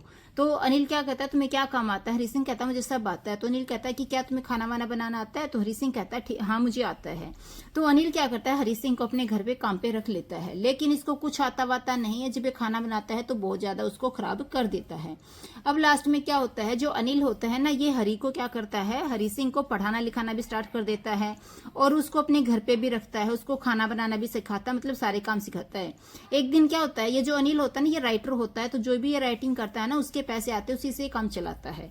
अब अनिल किस टाइप का आदमी है कि जो भी इसके पास पैसे आते हैं ना, ये अपने दोस्तों के साथ उससे क्या करता है, पार्टी वार्टी करता है और एंजॉय करता है, मतलब इसको ज्यादा बचाने का कोई शौक नहीं है। तो एक बार क्या होता है, अनिल सिंह के पास ऐसे ही पैसे आते हैं, वो कुछ लिखता है, उसके पैसे आते हैं, तो हरी सिंह क्या करता है, उन पैसों को लेके भाग जाता है। अब जब ये जाता है तो इसको समझ नहीं आता कि इसको जाना चाहिए नहीं जाना चाहिए, तो ये ऐसे ही कंफ्यूज रहता है। रास्ते में बारिश आ जाती है, बारिश आने के कारण ये पैसे क्या होते हैं, गिल्ले हो जाते हैं। अब हरी सिंह को लगता है कि अगर वो वहां से चला गया तो वो पढ़ नहीं पाएगा और अगर नहीं पढ़ पाया तो कुछ भी नहीं बन पाएगा, जिंदगी में चोर ही बन के रह जाएगा। तो हरी सिंह वापिस आ जाता है और वो जो पैसे होते हैं वो अनिल सिंह के जो बेड होता है ना, उसके वापिस जहां से उठाए थे वहीं पे रख देता है। अब अनिल जब सुबह देखता है तो पैसे जो होते हैं ना, क्योंकि वो गीले हो गए थे, तो गीला होने के कारण अनिल समझ जाता है कि जो हरी सिंह उसने चोरी की थी लेकिन ये वापस आया है, इसका मतलब उसको समझ में आ गया कि चोरी करना गलत बात है। अब अनिल क्या करता है, हर महीने हरी सिंह को 50 रुपए देता है, जिससे वो अपना खर्चा चलाता है और उसको पढ़ाता लिखाता भी है। तो ये थी हमारा चैप्टर 2 द थीफ स्टोरी। अब इसमें हमारा मोरल क्या निकलता है कि जो ऑनेस्टी होती है और जो काइंडनेस होती है, ये क्या करती है, ये किसी भी इंसान का जो हर्ट होता है उसको चेंज कर सकती है। अब हम करेंगे हमारा नेक्स्ट लेसन, जो कि है lesson number 3, the midnight visitors. The midnight visitors, इसके जो हमारे राइटर हैं वो है रॉबर्ट आर्थर क्या है, द मिडनाइट विजिटर लेसन के हमारे राइटर हैं। अब यहाँ पे जो हमारे कैरेक्टर हैं वो कौन है, एक तो यहाँ पे कौन है, ओसुबेल है, दूसरा यहाँ पे मैक्स है, तीसरा यहाँ पे क्या है, फोलर है। अब ये यहाँ पे क्या है, कैरेक्टर हैं। अब इसमें होता क्या है कि जो ये हमारा ओसुबेल है ना, ये क्या होता है, एक सीक्रेट एजेंट होता है। मतलब क्या होता है सीक्रेट एजेंट, आपको पता है क्या होते हैं? तो ये क्या करता है, ये जो सीक्रेट एजेंट है तो ये अपनी समझदारी से क्या करता है, जासूसी करता है और मैक्स को हरा देता है। तो इस चैप्टर में सिर्फ और सिर्फ यही दिखाया गया है कि किस तरह से ओसुबेल एक सीक्रेट एजेंट बनता है, क्या क्या वो काम करता है और कैसे अपनी जासूसी से क्या करता है, मैक्स को हरा देता है। अब यहाँ पे इस चैप्टर में जो मोरल दिया गया है वो क्या दिया गया है कि जो इंटेलिजेंस होती है ना, वो बहुत ज्यादा पावरफुल होती है, किससे, फिजिकल स्ट्रेंथ से। क्योंकि जो मैक्स होता है ये फिजिकल रूप में तो क्या होता है, बहुत ज्यादा स्ट्रांग होता है, लेकिन इसमें जो दिमाग था ना वो इतना नहीं था। लेकिन जो ये सीक्रेट एजेंट है यानी जो ओसुबेल है, ये भले ही शरीर से कितना ही क्या है, ये स्ट्रांग नहीं था, बट इसके अंदर जो दिमाग था ना, ये क्या था, बहुत ज्यादा पावरफुल था। इसीलिए अपनी बुद्धि के बल पर ये क्या करता है, मैक्स को हरा देता है। अब हम करेंगे हमारा लेसन नंबर 4। जो कि है a question of trust. A question of trust, इसके जो हमारे राइटर हैं वो हैं Victor Canning. A question of trust lesson के जो राइटर हैं वो कौन है? Victor Canning. अब इसमें हमारे जो कैरेक्टर आते हैं वो कौन कौन हैं? तो यहाँ पे जो कैरेक्टर हैं वो यहाँ पे क्या है? सबसे पहले तो आते हैं होरेस। कौन है? होरेस। होरेस डेनबी, पूरा नाम क्या होगा? या तो हम होरेस याद कर सकते हैं या फिर होरेस डेनबी नाम याद कर सकते हैं। फिर यहाँ पे एक लेडी है, लेडी एट द हाउस, मतलब एक लेडी को दिखाया गया है। अब इसमें क्या होता है, इसमें जो ये होरेस डेनबी है ना, ये क्या है? ये भी एक चोर है और ये क्या है? चोरी करने के लिए गया हुआ है। लेकिन ये जिस घर में जाता है ना, अब इसको पता है कि उस घर में कोई भी नहीं था, इसीलिए वो क्या है? उस घर में चोरी करने का उसी दिन को चूज करता है जिस दिन उस घर में कोई भी नहीं होता। तो जो होरेस डेनबी है ये उस घर में चला जाता है और चोरी भी करने लग जाता है। लेकिन क्या होता है, गलती से उसको क्या होता है, छींक वगैरह आनी स्टार्ट हो जाती हैं। अब वहां पे एक महिला आती है, वो बहुत सुंदर भी होती है, तो वो क्या करती है कि अगर तुम मेरे लिए काम कर दो तो मैं तुम्हें जाने दूंगी। अब होरेस डेनबी क्या सोचता है कि अगर मैंने काम नहीं किया तो जो महिला है ये मुझे क्या करेगी? जेल में फंसा देगी। तो ये कहता है कि ठीक है मैं तुम्हारा काम कर दूंगा। तो ये जो महिला है ये क्या कहती है कि ये जो ये सेफ है ना, ये क्या करना है तुम्हें, इसको मेरे लिए खोलना है। तो जो ये डेनबी है क्या करता है, वो सेफ को खोल देता है और वहां से चला जाता है। वो जो लेडी होती है वो किसी पुलिस को नहीं बुलाती, तो डेनबी वहां से चला जाता है और ये खुश है कि महिला ने उसको छोड़ दिया। लेकिन क्या होता है, 2 दिन बाद वो देखता है कि पुलिस वहां पे आ गई है और उसने क्या किया है, उसको पकड़ लिया है। किसको पकड़ा है? होरेस डेनबी को। जब पुलिस उससे बात करती तो वो कहता है कि मैंने तो कोई चोरी ही नहीं की, मैंने तो उस लेडी के लिए खोला था। तो उसको तब पता चलता है कि जो वो लेडी थी ना वो भी क्या थी, वहां पे चोर ही थी। अब होरेस डेनबी को समझ में आया कि वो जो लेडी थी वो अपना सेफ क्यों नहीं खोल पा रही थी, क्योंकि खुद वो चोर थी। तो चोर होने के कारण ही उसको नहीं पता था कि उसको खोलना कैसे है। तो यहाँ पे इस तरह से क्या दिखाया है कि एक लेसन के अंदर एक चोर ने क्या किया, दूसरे चोर को ही धोखा दे दिया। तो यहाँ पे मोरल क्या निकलता है कि जो डिसऑनेस्ट पर्सन होते हैं ना, वो क्या कर सकते हैं, वो कभी भी किसी के साथ सही नहीं करते, वो हमेशा चीट ही करते हैं। अब हम करेंगे हमारा next lesson, lesson number 5, footprints without feet. क्या लेसन है? Footprints without feet. इसके जो हमारे राइटर हैं वो हैं H.G. वेल्स। कौन है? H.G. वेल्स। अब इसमें जो हमारे कैरेक्टर यूज किए गए हैं वो कौन है? एक तो यहाँ पे कौन है? ग्रिफिन है। फिर यहाँ पे मिसिज हॉल है। फिर यहाँ पे कांस्टेबल जेफर को यूज किया गया है। ग्रिफिन है, मिसिज हॉल है और कांस्टेबल जेफर है। अब इसमें क्या होता है कि जो ग्रिफिन है ना, ये क्या है, इसने अपने आप को अदृश्य बना लिया है। अदृश्य बनाने का मतलब क्या है? ये ग्रिफिन जो है ये एक साइंटिस्ट है और इसने एक ऐसी मेडिसिन बनाई है जिसको खाने के बाद ये क्या है, दिखाई नहीं दे रहा। बट अगर इसने कपड़े पहने तो कपड़े तो दिखाई देंगे, लेकिन ये खुद दिखाई नहीं देता। तो ये क्या करता है, अपने आप को अदृश्य बनाता है और कहीं चला जाता है। अब ये क्या करता है, एक ऐसी जगह पे जाता है जहां पे बहुत सारे कपड़े होते हैं। अब ग्रिफिन को ठंड लग रही है तो क्या करता है, कपड़े निकाल देता है, क्योंकि कपड़े पहनेगा तो सबको पता चल जाएगा कि भाई वहां पे कोई तो है, तो कपड़े निकाल देता है। लेकिन उसको बहुत ज्यादा ठंड लगती है तो मॉल में जाता है। अब मॉल में ये बंद हो जाता है, तो रात को तो क्या करता है, ये कपड़े वपड़े पहन लेता है। लेकिन जैसे ही सुबह होती है तो ग्रिफिन वहां पे होता है, उसको नींद आ जाती है और ये मॉल में बहुत सारे उल्टे सीधे काम करता है, खाने पीने का सब कुछ खराब करता है, सब कुछ इधर उधर डाल देता है। तो जब सुबह होती है तो ये क्या होता है, इसको देखते हैं कि ये तो यहाँ पे कुछ है, तो ये भागने वागने लगता है। तो जब इसको पकड़ने की कोशिश करते हैं तो क्या करता है, ग्रिफिन एक एक करके सारे कपड़े उतार देता है। अब ये एक क्या करता है, अब एक होटल में जाता है, वहां पे जाके रुकता है। तो ये कभी भी अपना रूम नहीं खोलता है, लेकिन ये क्या है, अपने आप की अपीयरेंस ऐसे करता है कि किसी को पता ही ना चले वो कौन है। वो अपने फेस के ऊपर क्या करता है, पट्टियां बांध लेता है, हैट पहन लेता है, पूरे के पूरे कपड़े पहनता है जिससे किसी को उसका पता ना चले। तो जो वो वहां पे होटल में गया था, तो जो होटल की जो ओनर थी वो उसको डाउट करती है, लेकिन क्या होता है, वो समझ नहीं पाती। तो इस तरह से क्या है, इसमें यहाँ पे क्या बताया गया है कि किस तरह से जो ग्रिफिन है उसने एक मेडिसिन बनाई जिसका उसने क्या क्या गलत फायदा उठाया। तो यहाँ पे हमें यही सिखाया जाता है कि जो हमारी साइंस है तो उससे हम जो भी खोज करते हैं ना, उसका क्या है, हमें सही उपयोग करना है, गलत उपयोग नहीं करना है। तो मोरल क्या होगा यहाँ पे, knowledge should be used wisely, की जो नॉलेज होती है ना उसको हमेशा ही अच्छे ढंग से यूज करना चाहिए। अब हम करेंगे नेक्स्ट लेसन। अब हम करेंगे हमारा next lesson, lesson number 6, the making of a scientist. The making of a scientist. इसके जो हमारे राइटर हैं वो हैं Robert W Peterson. Robert W Peterson. यहाँ पे जो कैरेक्टर यूज किए गए हैं वो कौन है, रिचर्ड एब्राइट हैं। रिचर्ड एब्राइट हैं और रिचर्ड की यहाँ पे मदर दिखाई गई है, यानी कि जो रिचर्ड है वो यहाँ पे दिखाया गया है और रिचर्ड की मदर यहाँ पे दिखाई गई है। अब इस चैप्टर में क्या होता है कि जो हमारे रिचर्ड एब्राइट हैं, कौन है, रिचर्ड एब्राइट हैं, ये यहाँ पे इस लेसन के अंदर दिखाया गया है कि बहुत ज्यादा मेहनत करते हैं और बहुत ही ज्यादा डेडिकेशन के साथ काम करते हैं और हर एक मिनट में क्या है ये लगे ही रहते हैं। और एक दिन क्या होता है, इनका जो सपना होता है वो एक बड़ा वैज्ञानिक बनने का होता है, एक बड़ा साइंटिस्ट बनने का होता है, इसको ये पूरा करते हैं। अब इसकी स्टार्टिंग कैसे होती है कि जब ये बच्चे होते हैं ना, तो जो छुट्टियां होती है ना, गर्मी की छुट्टियां वगैरह जो हमारी होती हैं, उसमें ये होता है कि इनके जो टीचर हैं वो इनको कोई काम देते हैं जिसको कि जो रिचर्ड एब्राइट है ये नहीं करता है, बाकी सभी बच्चे करते हैं लेकिन ये नहीं करता है। ये जो करता है ना, ये किसी की कॉपी कर लेता है, जो कि पता चल जाता है कि ये कॉपी इसी ने, ये काम इसने नहीं किया है, किसी की कॉपी की हुई है। तो जितने भी बच्चे उन्होंने क्या है, सबने थोड़ी थोड़ी मेहनत की, जिसके कारण सबको कोई ना कोई प्राइज दिया जाता है। लेकिन जो हमारे रिचर्ड एब्राइट हैं, इनको किसी तरह का कोई प्राइज नहीं दिया जाता। तो इसलिए क्या होता है, रिचर्ड एब्राइट को बहुत बुरा लगता है कि उन्हें कोई भी प्राइज नहीं मिला, जबकि सारे बच्चों को, क्योंकि उन्होंने मेहनत की थी इसलिए उनको कुछ ना कुछ दिया गया था। अब उस दिन से जो रिचर्ड एब्राइट हैं वो समझ लेते हैं कि आगे से वो कोई भी ऐसा काम नहीं करेगा जो कि दूसरों से किया जाए, मतलब दूसरों का देख देख के किया जाए। अब वो जो भी करेगा खुद से करेगा। तो अब रिचर्ड एब्राइट क्या करता है, मेहनत करना स्टार्ट करता है और कुछ ना कुछ चीजों के ऊपर वो हमेशा ही ऑब्जर्वेशन करता है और रिसर्च करता रहता है। इस तरह से क्या होता है, जब दूसरे बच्चे क्या करते हैं, मस्ती कर रहे होते हैं, तब भी ये क्या करता है, रिसर्च करने में ही लगा रहता है। और इस तरह से उसका रिसर्च करना, उसका मेहनत करना, उसका डेडिकेशन के साथ काम करना एक दिन उसको महान वैज्ञानिक बना देता है, मतलब एक दिन वो बहुत बड़ा साइंटिस्ट बन जाता है। तो यहाँ पे जो लेसन का जो मोरल है वो क्या बताता है कि जो क्यूरियोसिटी होती है किसी चीज को लेकर और जो हार्ड वर्क होता है वो हमेशा ही सक्सेस तक लेकर जाता है। अब हम करेंगे हमारा नेक्स्ट लेसन, जो कि हमारा है द नेकलेस। द नेकलेस, इसमें जो हमारे क्या है राइटर हैं वो है गाय डे माउपसंत। गाय डे माउपसंत, ये है हमारे कौन राइटर, किसके, द नेकलेस चैप्टर के। यहाँ पे जो हमारे कैरेक्टर हैं वो कौन है, ये है मैटिल्डा लोएजल। फिर कौन है यहाँ पे, मोन्सियर लोएजल।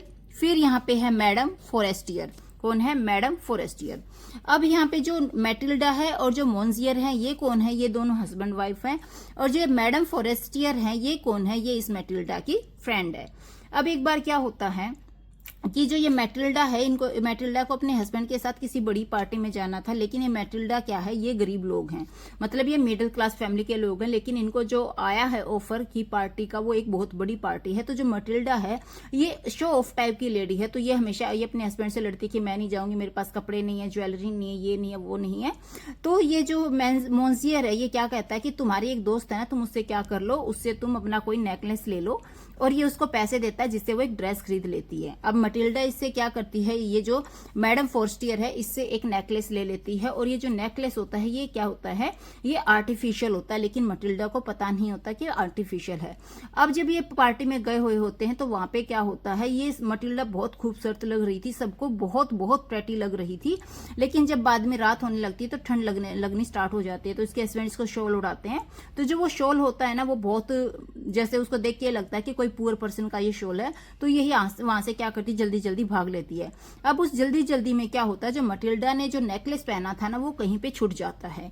अब ये घर आती है, वो देखती है कि नेकलेस नहीं है, तो वो बहुत ढूंढते हैं, हर जगह देखते हैं, लेकिन उन्हें कहीं भी नहीं मिलता। अब मटिल्डा और मोन्सियर क्या करते हैं, उनको ये लगता है कि ये तो क्या है, बहुत ही ये जो नेकलेस है बहुत ज्यादा क्या है, एक्सपेंसिव है। तो ये लोग क्या करते हैं, अपना सब कुछ बेच देते हैं, सब कुछ करते हैं और एक नेकलेस खरीदते हैं, जो कि वापिस से किसको देते हैं, फॉरेस्टियर को दे देते हैं।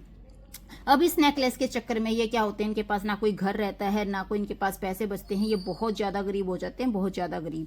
तो एक बार बहुत टाइम के बाद क्या होता है, मैटिल्डा इस फॉरेस्टियर से मिलती है, तो फॉरेस्टियर उसको देख के कहती है कि ये तुम कैसी हो गई हो। तो वो बताती है कि सिर्फ तुम्हारे कारण हुआ, कि मैंने ऐसा क्या किया कि जो नेकलेस था ऐसे ऐसे गुम हो गया, और उसको आज तक हम उसका क्या है, उसके पैसे चुका रहे हैं। तो उस टाइम पे जो फॉरेस्टियर है वो बताती है कि जो नेकलेस था वो तो क्या था, वो तो आर्टिफिशियल था, मतलब वो तो सस्ता सा था, बहुत ज्यादा एक्सपेंसिव वो नहीं था। तो ये था हमारा चैप्टर। अब इसमें हमें मोरल क्या मिलता है, be satisfied with what you have, कि आपके पास जो भी है ना उसके साथ आप सेटिस्फाई रहो, दूसरों की चीजों को देख के अपने आप को मत ललचाओ। अब हम करेंगे हमारा lesson number 8। The hack driver, क्या है? The hack driver. इसके जो हमारे राइटर हैं वो कौन है? Sinclair Lewis, Sinclair Lewis. इसमें जो कैरेक्टर है वो कौन है? हमारे नरेटर हैं। फिर यहाँ पे हमारे बिल हैं जिसको कि हम हैक ड्राइवर के नाम से जानते हैं। फिर यहाँ पे क्या है? ओलिवर है, और यहाँ पे कौन है? लुटकिंस है। अब इस चैप्टर में होता क्या है कि जो मार्टिन्स होते हैं ना, इसमें ये क्या दिखाते हैं कि ये एक यंग लॉयर की स्टोरी है। मतलब जो ये स्टोरी है हैक ड्राइवर, ये क्या है? ये एक यंग लॉयर, एक वकील की स्टोरी है जो कि किसी गांव में जाता है, और ये किसको ढूंढने जाता है? ये इस ओलिवर को ढूंढने जाता है। किसको ढूंढने जाता है? ओलिवर को ढूंढने जाता है। अब इसको पता नहीं है कि जो ये ओलिवर है ये क्या है? उसी के साथ है। अब जो यंग लॉयर है ये क्या करता है? ओलिवर को ढूंढता जाता है, कहीं इधर कहीं उधर, मतलब हर जगह ढूंढता, हर जगह ढूंढता है, और अपने साथ में क्या करता है? ये हैक ड्राइवर को ले लेता है। किसको ले लेता है? हैक ड्राइवर को ले लेता है। मतलब जो हमारे नरेटर हैं, यानी कि हम यहाँ पे कह सकते हैं जो हमारे लॉयर हैं, वो किसके साथ जाते हैं? इस बिल यानी हैक ड्राइवर के साथ में इधर उधर घूमते रहते हैं, और हर जगह पे किसको ढूंढते हैं? ओलिवर को ढूंढते रहते हैं। लेकिन वो ओलिवर को ढूंढ ही नहीं पाते हैं। तो जब लास्ट आता है, वो मतलब हर जगह घूमते हैं, हर जगह बहुत परेशान होते हैं। जब स्टोरी का एंड आता है तो उस टाइम पे क्या होता है? जो लॉयर होता है, जो वकील है, जो कि ओलिवर को ढूंढ रहा था, उसको ये पता चलता है कि जो ये हैक ड्राइवर है ना, जिसके साथ वो घूम रहा है, एक्चुअल में वो हैक ड्राइवर ही कौन था? ओलिवर लुटकिंस था। और उसी को ढूंढने के लिए वो वहां पे आया था। लेकिन ओलिवर लुटकिंस ने क्या कर दिया? उसको बेवकूफ बना दिया। उसको इतना घुमाया कि उसको समझ ही नहीं आया। तो यहाँ पे जो हमें मोरल मिलता है वो क्या मिलता है? Do not trust stranger blindly, कि किसी भी स्ट्रेंजर के ऊपर ब्लाइंडली फेथ मत करो। पहले सोचो समझो और तब जाके किसी पे विश्वास करो। Intelligence and appearances can be misleading. अगर कोई इंसान देखने से स्मार्ट दिख रहा है, इंटेलिजेंट दिख रहा है, तो इसका मतलब ये नहीं है कि वो है। वो जो अपीयरेंस होती है उसके ऊपर मत जाओ, बल्कि जो इंटेलिजेंस होती है उसके अकॉर्डिंग सामने वाले का पता लगाओ कि वो है कौन। अब हम करेंगे नेक्स्ट लेसन जो कि हमारा है भोली। कौन सा है? भोली। इसके जो हमारे राइटर हैं वो है के अब्बास। कौन है? के अब्बास। अब यहाँ पे जो कैरेक्टर है वो है हमारी भोली। फिर कौन है यहाँ पे? हमारे रामलाल। फिर यहाँ पे कौन है? बिसंबर। कौन है यहाँ पे? भोली, रामलाल और बिसंबर। ये क्या है? हमारे कैरेक्टर हैं। अब इस चैप्टर में क्या होता है? जो भोली होती है ना, ये क्या होती है? ये बिल्कुल भी सुंदर लड़की नहीं होती। जब ये बचपन में होती है तो ये बहुत सुंदर होती है, लेकिन एक बार क्या होती है? ये बीमार हो जाती है, जिसके कारण इसकी पूरी बॉडी के ऊपर क्या हो जाते हैं? मार्क्स आ जाते हैं। अब ये मार्क्स ऐसे होते हैं जो बहुत गंदे लगते हैं, और ये परमानेंट उसके ऊपर हो जाते हैं। और ये क्या होता है? जब बचपन में एक बार ये गिर जाती, गिरने के कारण उसके सिर में कोई चोट लग जाती है, और चोट लगने से ये क्या होता है? थोड़ा सा इसका जो मेंटली था ना लेवल, वो क्या हो? थोड़ा सा नीचे रह जाता है, जिसके कारण सब उसको क्या कहते थे कि मेंटली क्या हो? डिस्टर्ब, मतलब उसको थोड़ा सा कम लेवल का आंकते थे। इसी रीजन से क्या था कि उसके जो पेरेंट्स थे वो अपने दूसरे बच्चों, दूसरी बेटियों का तो ध्यान रखते थे, लेकिन इसको वो ऐसे ही रखते थे।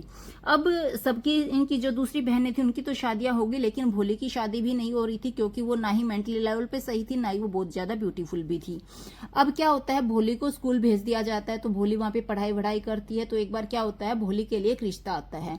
अब ये जो रिश्ता होता है ना, ये एक बहुत बड़े आदमी का होता है। मतलब भोली तो एक बच्ची होती है, लेकिन ये बहुत बड़ा होता है। लेकिन क्या होता है कि उसके जो पेरेंट्स हैं उनको लगता है कि भोली से कोई शादी नहीं करा, क्यों नहीं, हम इसी के साथ इसी शादी कर देते हैं।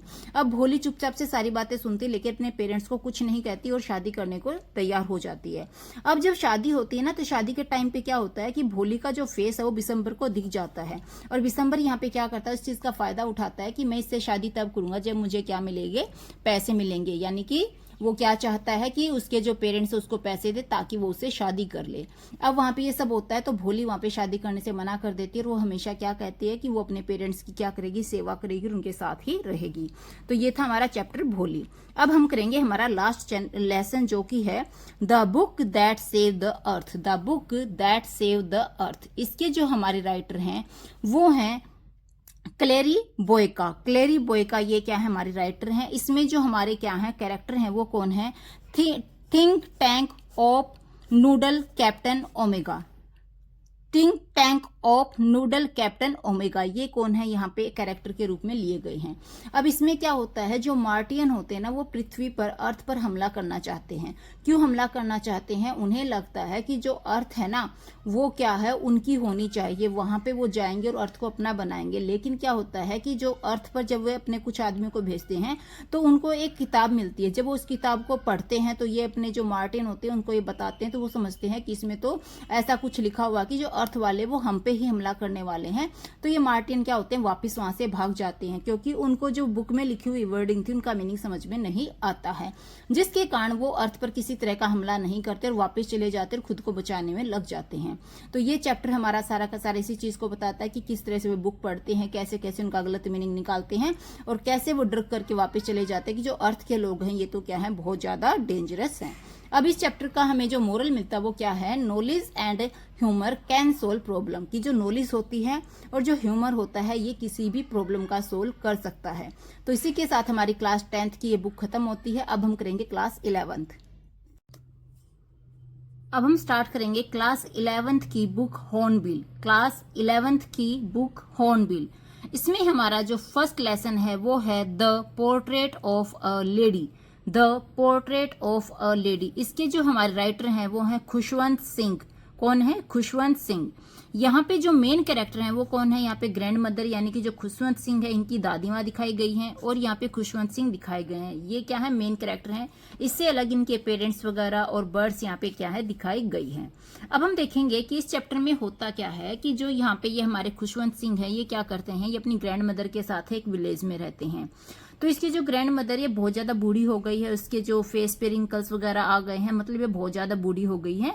लेकिन क्या होता है, थोड़े समय के बाद में जो खुशवंत सिंह है ये अपनी दादी के साथ शहर चले जाते हैं, अपने मम्मी पापा के पास में। जब ये शहर जाते हैं तो वहां पर इन दादी और पोते के बीच में यानी कि जो खुशवंत सिंह है और जो ग्रैंड मदर है इनके बीच का जो रिलेशन था, जो कि प्यार भरा जो उनकी बॉन्डिंग थी, वहां पे जाके क्या होता है, इन दोनों के रिश्ते में थोड़ी थोड़ी दूरी आ जाती है। क्योंकि यहाँ पे जो नरेटर है ये थोड़े बड़े होने लग जाते हैं और पढ़ाई में इनका फोकस हो जाता है, तो स्कूलों के कारण क्या है ये थोड़ा सा अपनी दादी से दूर हो जाते हैं।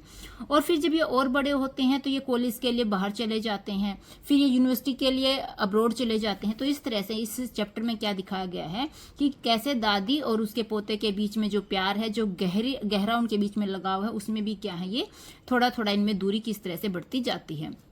अब जो दादी है उसको इस चैप्टर में कैसे दिखाया गया है कि वो बहुत ही ज्यादा कैसी है, इमोशनल है और ये किससे, ये रिलीजियस है, एक काइंड लेडी है और बहुत ही ज्यादा केयरिंग भी है।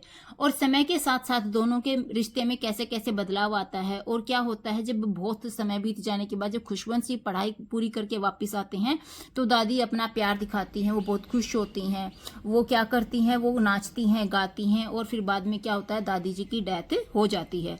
और जब दादी जी की डेथ होती है तो वहां पे ये दिखाया जाता है कि जो बर्ड्स होती हैं जिनको दादी जी हमेशा क्या कराती हैं, फीडिंग कराती हैं, वो बर्ड्स भी वहां पे आती हैं और अपना जो दुख है वो वहां पे क्या करती हैं, शो करती हैं। इस तरह से ये हमारा चैप्टर खत्म होता है, the portrait of a lady.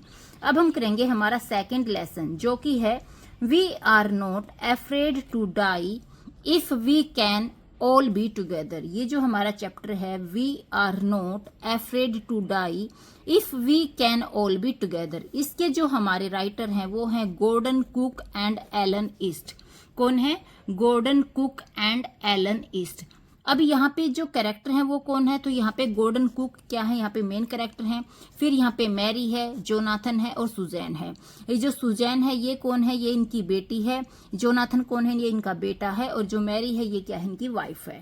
तो ये क्या है, यहाँ पे मेन कैरेक्टर है इस चैप्टर के अंदर। We are not afraid to die if we can all be together.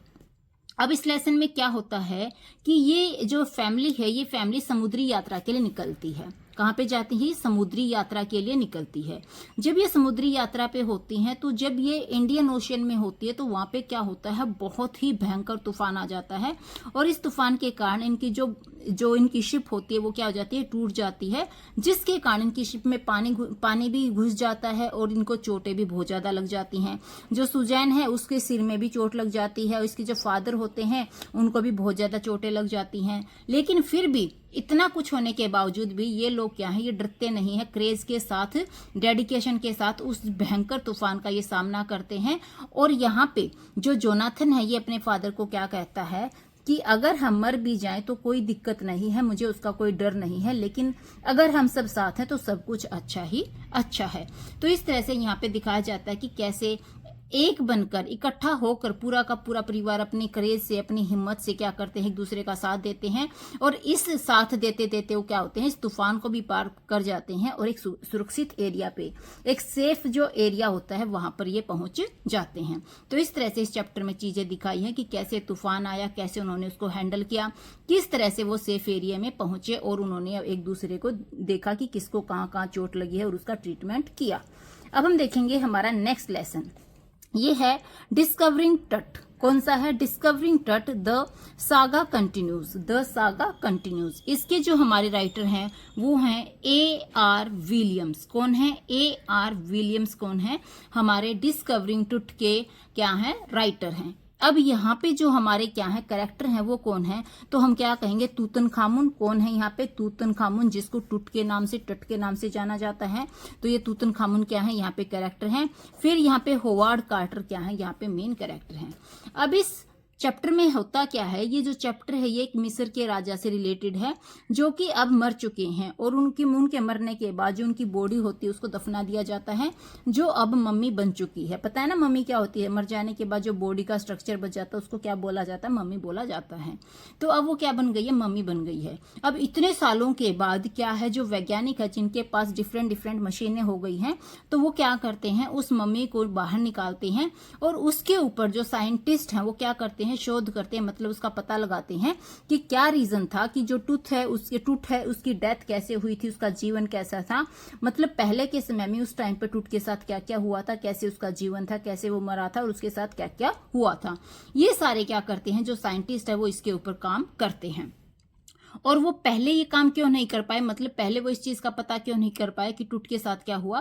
क्योंकि उस टाइम पे क्या था, जो टेक्नोलॉजी थी वो ना के बराबर थी, सीटी स्कैन नहीं था। लेकिन आज के टाइम में क्या है, टेक्नोलॉजी बहुत ज्यादा आ गई है, सीटी स्कैन अब क्या है, नॉर्मल हो गया है। तो अब वो क्या कर सकते हैं, सीटी स्कैन कर सकते हैं और उसके सीटी स्कैन के थ्रू क्या पता लगा सकते हैं, जो टूट था यानी जो किंग था, राजा था, उसकी मृत्यु जो हुई थी, उसकी जो डेथ हुई थी, उसके पीछे क्या मिस्ट्री थी, किस तरह से क्या कुछ हुआ था।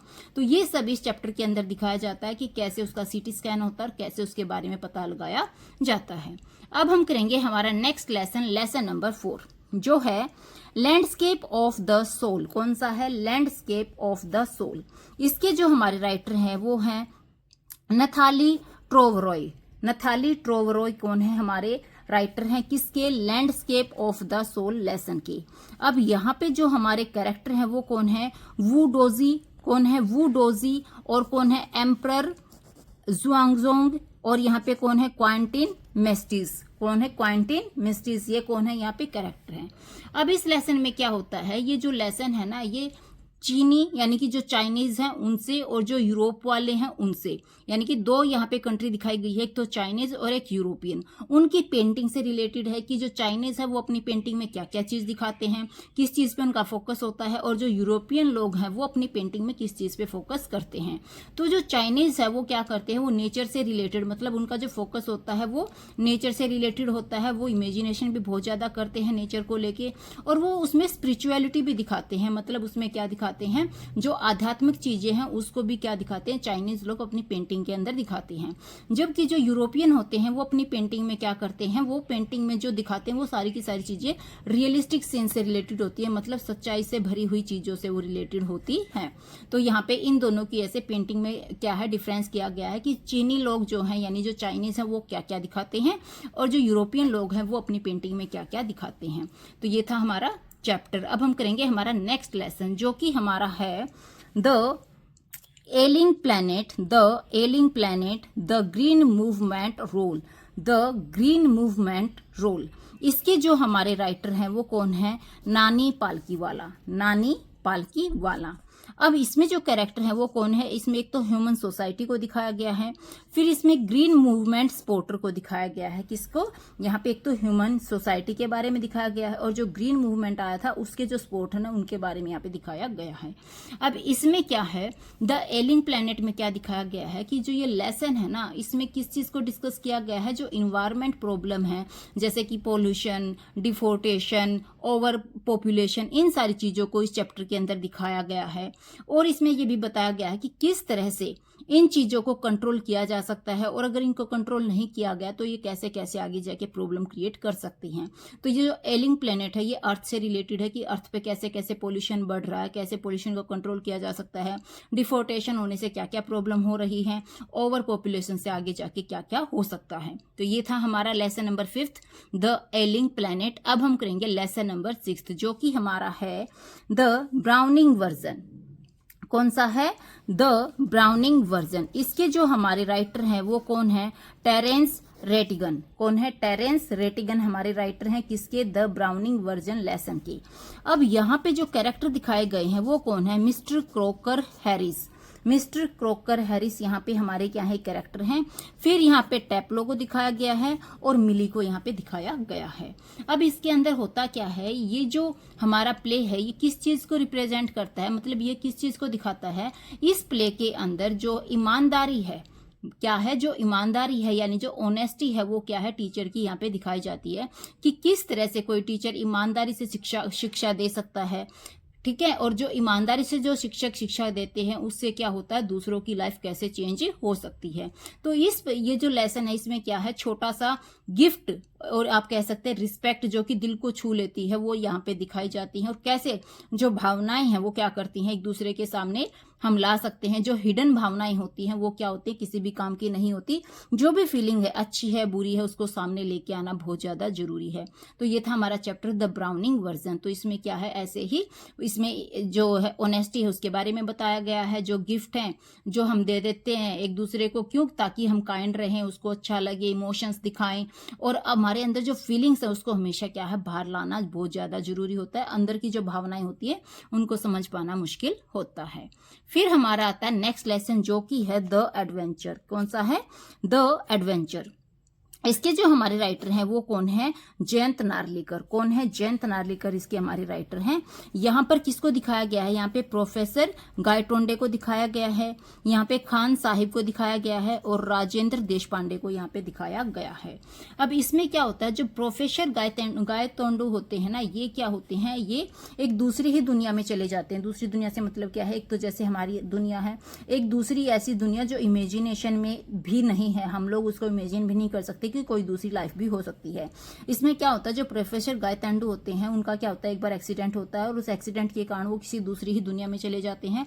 और उस दुनिया में क्या दिखाया जाता है कि यहाँ पे जो मराठाओं का युद्ध हुआ था, जो पानीपत की जो तीसरी लड़ाई हुई थी उसमें जो मराठा हार गए थे, यहाँ पर हमारी प्रेजेंट लाइफ में जो मराठा हार गए थे, लेकिन उस दुनिया में जो मराठा थे वो क्या हो गए थे, जीत गए थे। तो इस तरह से यहाँ पे दिखाया गया है कि उस दुनिया में और इस दुनिया में बाकी सब तो सेम है, बस इतना डिफरेंस है कि उस दुनिया में जो मराठा थे वो जीत गए थे और हमारी दुनिया में जो मराठा थे वो हार गए थे। तो ये जो हमारी स्टोरी है ये फुल ऑफ क्या है, इमेजिनेशन है, फुल ऑफ इसमें साइंस ऑफ फिक्शन इसमें पूरी तरह से भर रखा है। तो ये था हमारा चैप्टर कौन सा, द एडवेंचर। अब हम करेंगे हमारा नेक्स्ट लेसन जो कि है सिल्क रोड। कौन सा है, सिल्क रोड। अब जो सिल्क रोड है इसके जो हमारे राइटर हैं वो कौन है, निक मेडल्टन। अब यहाँ पे जो कैरेक्टर है वो कौन है, निक मेडल्टन कौन है, यहाँ पे हमारा एक कैरेक्टर है, दूसरा यहाँ पे कौन है, टी सेटन यहाँ पे है, और तीसरा कौन है, लामा यहाँ पे क्या है कैरेक्टर है। अब इसमें क्या होता है, ये जो लेसन है ये तिब्बत से रिलेटेड है।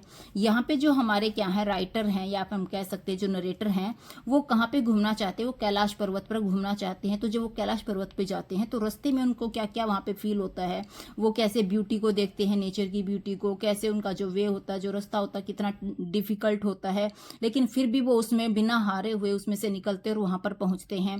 कैसे जो टी सेटन होता है वो क्या करता है, नरेटर यानी कि निक मिडल्टन की हेल्प करता है, जबकि निक मिडल्टन को वहां पे प्रॉब्लम होती है तो भी जो टी सेटन है वो उसका साथ देता है, उसको हर तरह से हेल्प करता है। तो ऐसे ही ये जो पूरा का पूरा चैप्टर है कैलाश पर्वत पर जाने की जर्नी को ये शो करता है। तो इसके साथ हमारी क्लास 11th की हॉर्नबिल जो बुक है ये खत्म होती है। अब हम इसकी करेंगे पोएम्स। अब करेंगे हम क्लास 11th की जो बुक है हॉर्नबिल, इसकी पोएम्स को डिस्कस। हमारी जो फर्स्ट पोएम है वो है अ फोटोग्राफ। कौन सी है? A photograph. इसके जो हमारे पोएट हैं वो कौन है? शर्ले टोल्सन। शर्ले टोल्सन कौन है? यहाँ पे हमारी पोएट हैं।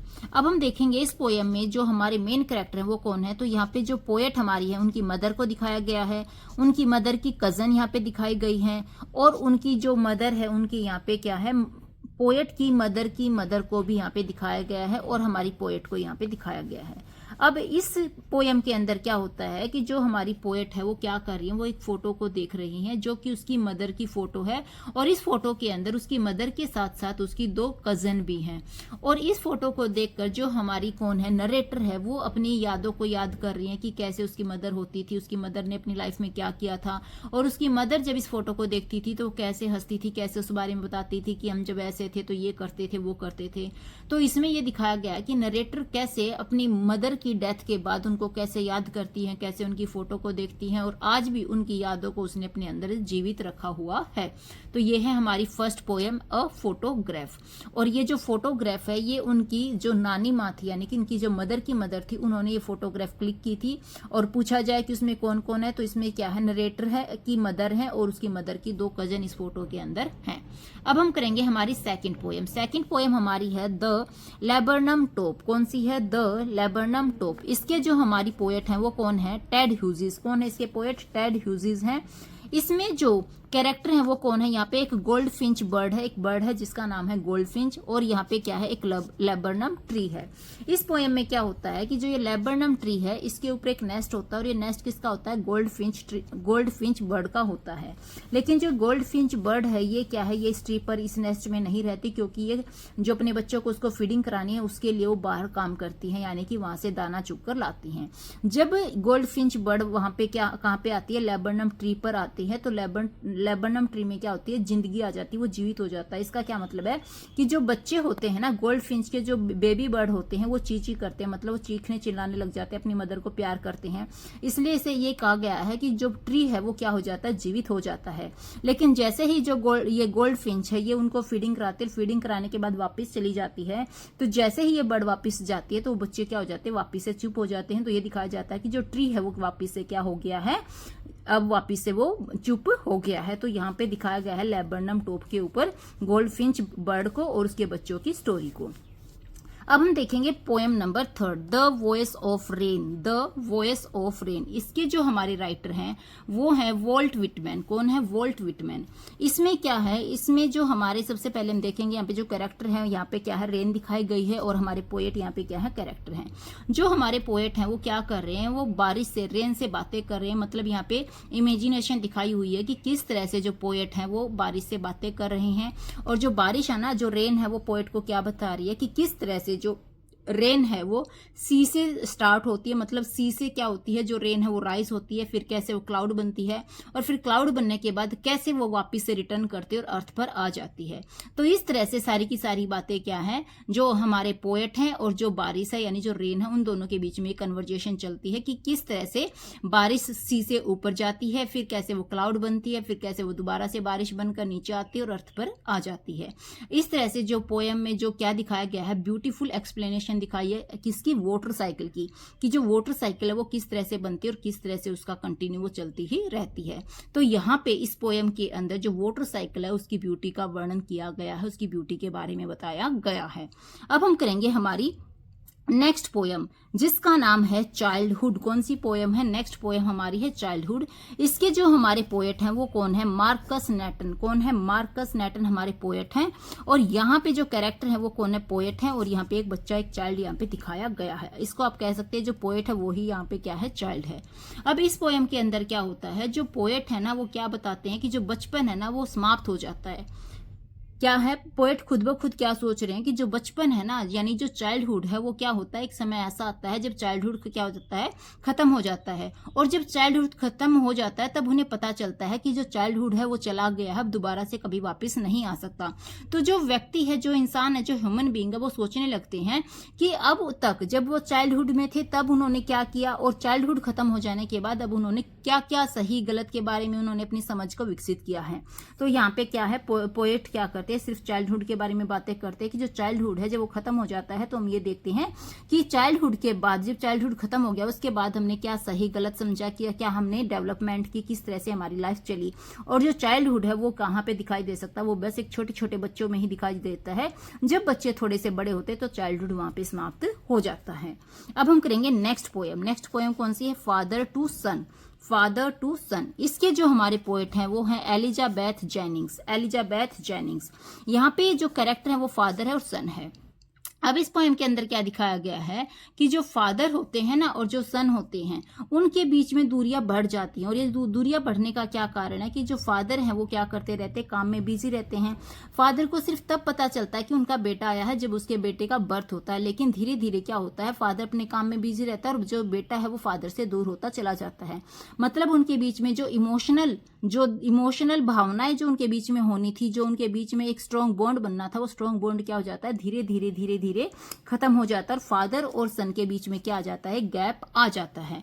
अब यहाँ पे फादर क्या कहते हैं कि क्योंकि वो जो गैप हो धीरे धीरे बढ़ता जा रहा है, जिसको ना फादर समझ पाए थे ना सन समझ पाया है, लेकिन फादर ये क्या अभी ये सोचता है कि कुछ ऐसा हो जाए जिसके कारण वो अपने सन को ये बात समझा सके कि जो फादर है उनको बहुत ज्यादा प्यार करते हैं और थोड़ा बहुत ही सही लेकिन सन उनसे बातें करे, उनके साथ रहे, उनको क्या है, उनको थोड़ा सा लव दे, उनको थोड़ी केयर करे। तो फादर यहाँ पे अपने बेटे के साथ किसी भी सिचुएशन में क्या करना चाहते हैं, रिलेशन बनाना चाहते हैं, चाहे सन थोड़ी देर के लिए रहे लेकिन उसके साथ ही रहे। तो इस तरह से यहाँ पे सन और जो उनके फादर है उनके बीच के जो रिलेशन है उसको यहाँ पे दिखाया गया कि किस तरह से जो लव होता है, जो विश्वास होता है, उसकी इंपॉर्टेंस लाइफ के अंदर होती है। ये थी हमारी क्लास 11th की हॉर्नबिल की पोएम्स। अब हम करेंगे नेक्स्ट बुक। अब हम करेंगे हमारी क्लास 11th की book snapshots.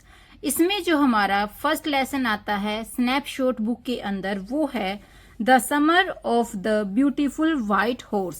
The summer of the beautiful white horse, इसके जो हमारे राइटर हैं वो कौन है, वो है विलियम सेरेयोन। विलियम सेरेयोन कौन है, हमारे राइटर हैं किसके, the summer of the beautiful white horse lesson के। अब हम देखेंगे कि यहाँ पे जो हमारे मेन कैरेक्टर हैं कौन है, मेन कैरेक्टर है वो कौन है। तो यहाँ पे जो मेन कैरेक्टर है वो कौन है, सबसे पहले तो एक लड़का है जिसका नाम है अरम, फिर यहाँ पे दूसरा लड़का है ये है मुराद। अरम और मुराद क्या है, ये दोनों कजन है, मतलब दोनों क्या है, भाई है, लेकिन कौन से वाले भाई है, कजन है। फिर यहाँ पे जॉन बायरो है। जॉन बायरो कौन है, जॉन बायरो वो बंदा है जिसका ये क्या है, ब्यूटीफुल हॉर्स होता है, जिसको मुराद क्या करता है, चोरी कर लेता है। फिर यहाँ पे एक और भी कैरेक्टर है वो है अंकल खुसरो। कौन है, अंकल खुसरो। अब इस लेसन में क्या होता है कि जो अरम है ये तो 9 इयर्स का होता है और जो मुराद है ये 11 इयर्स का होता है।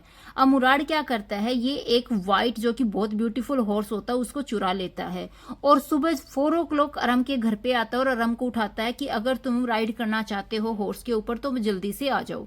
तो अरम पहले तो ये सोचता है कि ये हॉर्स कहाँ से लेके आया है, क्योंकि जो इनकी फैमिली होती है ना ये बहुत ज्यादा पुअर होती है, तो इनके पास हॉर्स आ नहीं सकता, इतने ये पूरे होते हैं। लेकिन इनकी फैमिली की एक बात है कि ये इतने ऑनेस्ट है कि हर बंदे को ये पता है कि ये कभी चोरी वगैरह नहीं कर सकते, कभी झूठ नहीं बोल सकते, क्योंकि इनकी जो फैमिली की ऑनेस्टी है वो क्या है, सबके सामने है, रहती है। तो अब यहाँ पे क्या होता है, जो मुराद है ये जो घोड़ा लेके आया है, अरम इसके बारे में पूछता है कि ये किसका है, तो ये कहता है कि तुम उसको छोड़ो, अगर तुम्हें राइड करना है तो जल्दी से आ जाओ। तो अब अरम को डाउट तो हो गया है कि ये घोड़ा क्या है, चोरी का है, लेकिन फिर अरम सोचता है कि चलो जल्दी से राइड कर लेते हैं।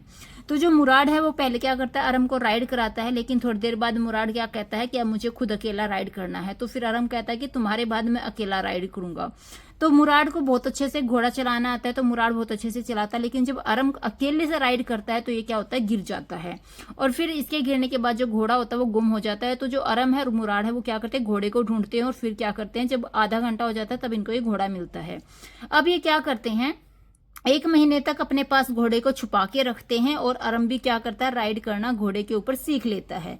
अब उसके बाद क्या होता है, जो अरम है ये क्या कहता है कि जो जॉन बायरो है ये क्या है, एक बार इनके घर पे आते हैं और इनके जो अंकल होते हैं, अंकल खुसरो और जो अरम की मदर होती है उनके सामने ये बात करते हैं कि उसका क्या है, एक ब्यूटीफुल हॉर्स था जो कि चोरी हो गया है। तो यहाँ पे जो अरम है ये सारी बातें सुनता और ये मुराद को बता देता है कि वो ऐसे ऐसे आए थे और ऐसे ऐसे बातें कर रहे थे। अब 1 महीने के बाद जो मुराद है वो कहता है कि चलो हम इस घोड़े को वापस छोड़ के आ जाते हैं। तो जो मुराद है वो घोड़े को लेके वापस जाते हैं और वहां पे छोड़ के आ जाते हैं। अब वहां पे छोड़ के आ जाने के बाद ये फील होता है कि जो ये बच्चे हैं उन्होंने कोई चोरी नहीं की थी। हाँ, उन्होंने घोड़ा लिया था, गलत बात है, लेकिन क्या है उनको वापस भी छोड़ दिया, तो ये क्या है उसकी ऑनेस्टी दिखाता है। अब ये था हमारा लेसन 1। अब हम करेंगे लेसन 2। लेसन 2 हमारा क्या है, द एड्रेस। क्या है, द एड्रेस है हमारा लेसन। अब इसके अंदर जो हमारे मेन कैरेक्टर हैं और जो हमारे राइटर हैं, सबसे पहले देखेंगे राइटर कौन है। एड्रेस लेसन के जो राइटर हैं वो है मार्गा मिनको। मार्गा मिनको। द एड्रेस जो हमारा लेसन है इसके जो राइटर हैं वो कौन है, मार्गा मिनका है। अब यहाँ पे जो कैरेक्टर दिखाए गए हैं, एक तो हमारे जो नरेटर हैं वो यहाँ पे खुद कैरेक्टर हैं, फिर यहाँ पे मिसिस डोरलिंग है। कौन है, मिसिस डोरलिंग यहाँ पे कैरेक्टर है। अब इस लेसन के अंदर जो हमारे नरेटर हैं उनकी मदर को भी दिखाया गया है लेकिन उनकी डेथ हो चुकी है, और मिसिस डोरलिंग है उनकी डॉटर को भी दिखाया गया है लेकिन उनका कोई नाम यहाँ पे बताया नहीं है। तो हम मेन कैरेक्टर किसको कहेंगे, नरेटर को और डोरलिंग को। अब क्या होता है इस लेसन में, क्या होता है कि जो मिसिस डोरलिंग होती है ये क्या होती है, ये इस नरेटर की जो मदर होती थी ना, इनकी क्या होती है, पड़ोसन होती है, मतलब नेबर में होती है। एक बार क्या होता है वहां पे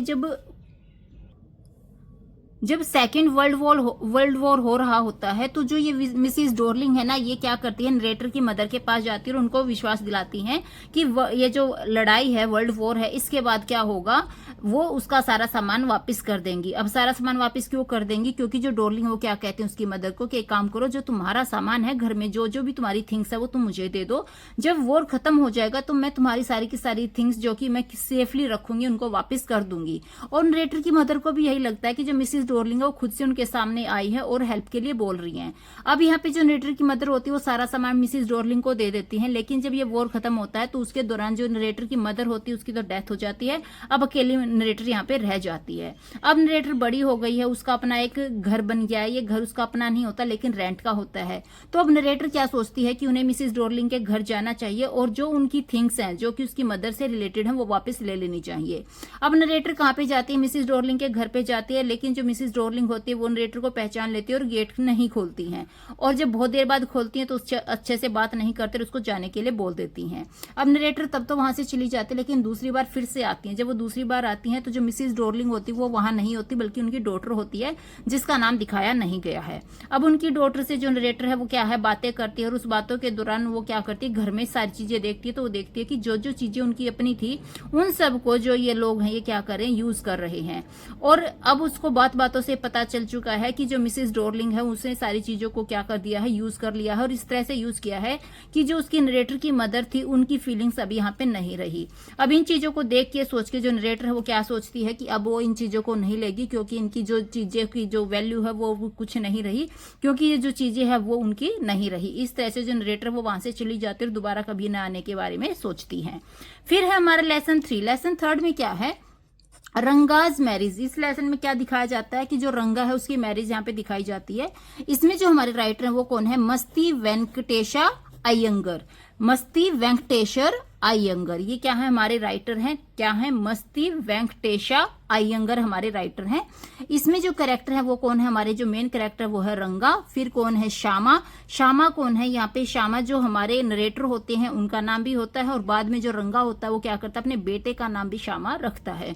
तो श्यामा कौन है, एक नरेटर है, उसका नाम भी श्यामा होता है, और जो रंगा का बेटा होता है बाद में स्टोरी में उसका नाम भी वो श्यामा रखता है। क्यों रखता है, क्योंकि जो रंगा है वो श्यामा को, उस नरेटर को बहुत पसंद करता है, इसलिए वो क्या करता है, अपने बेटे का नाम श्यामा के नाम पर रख देता है।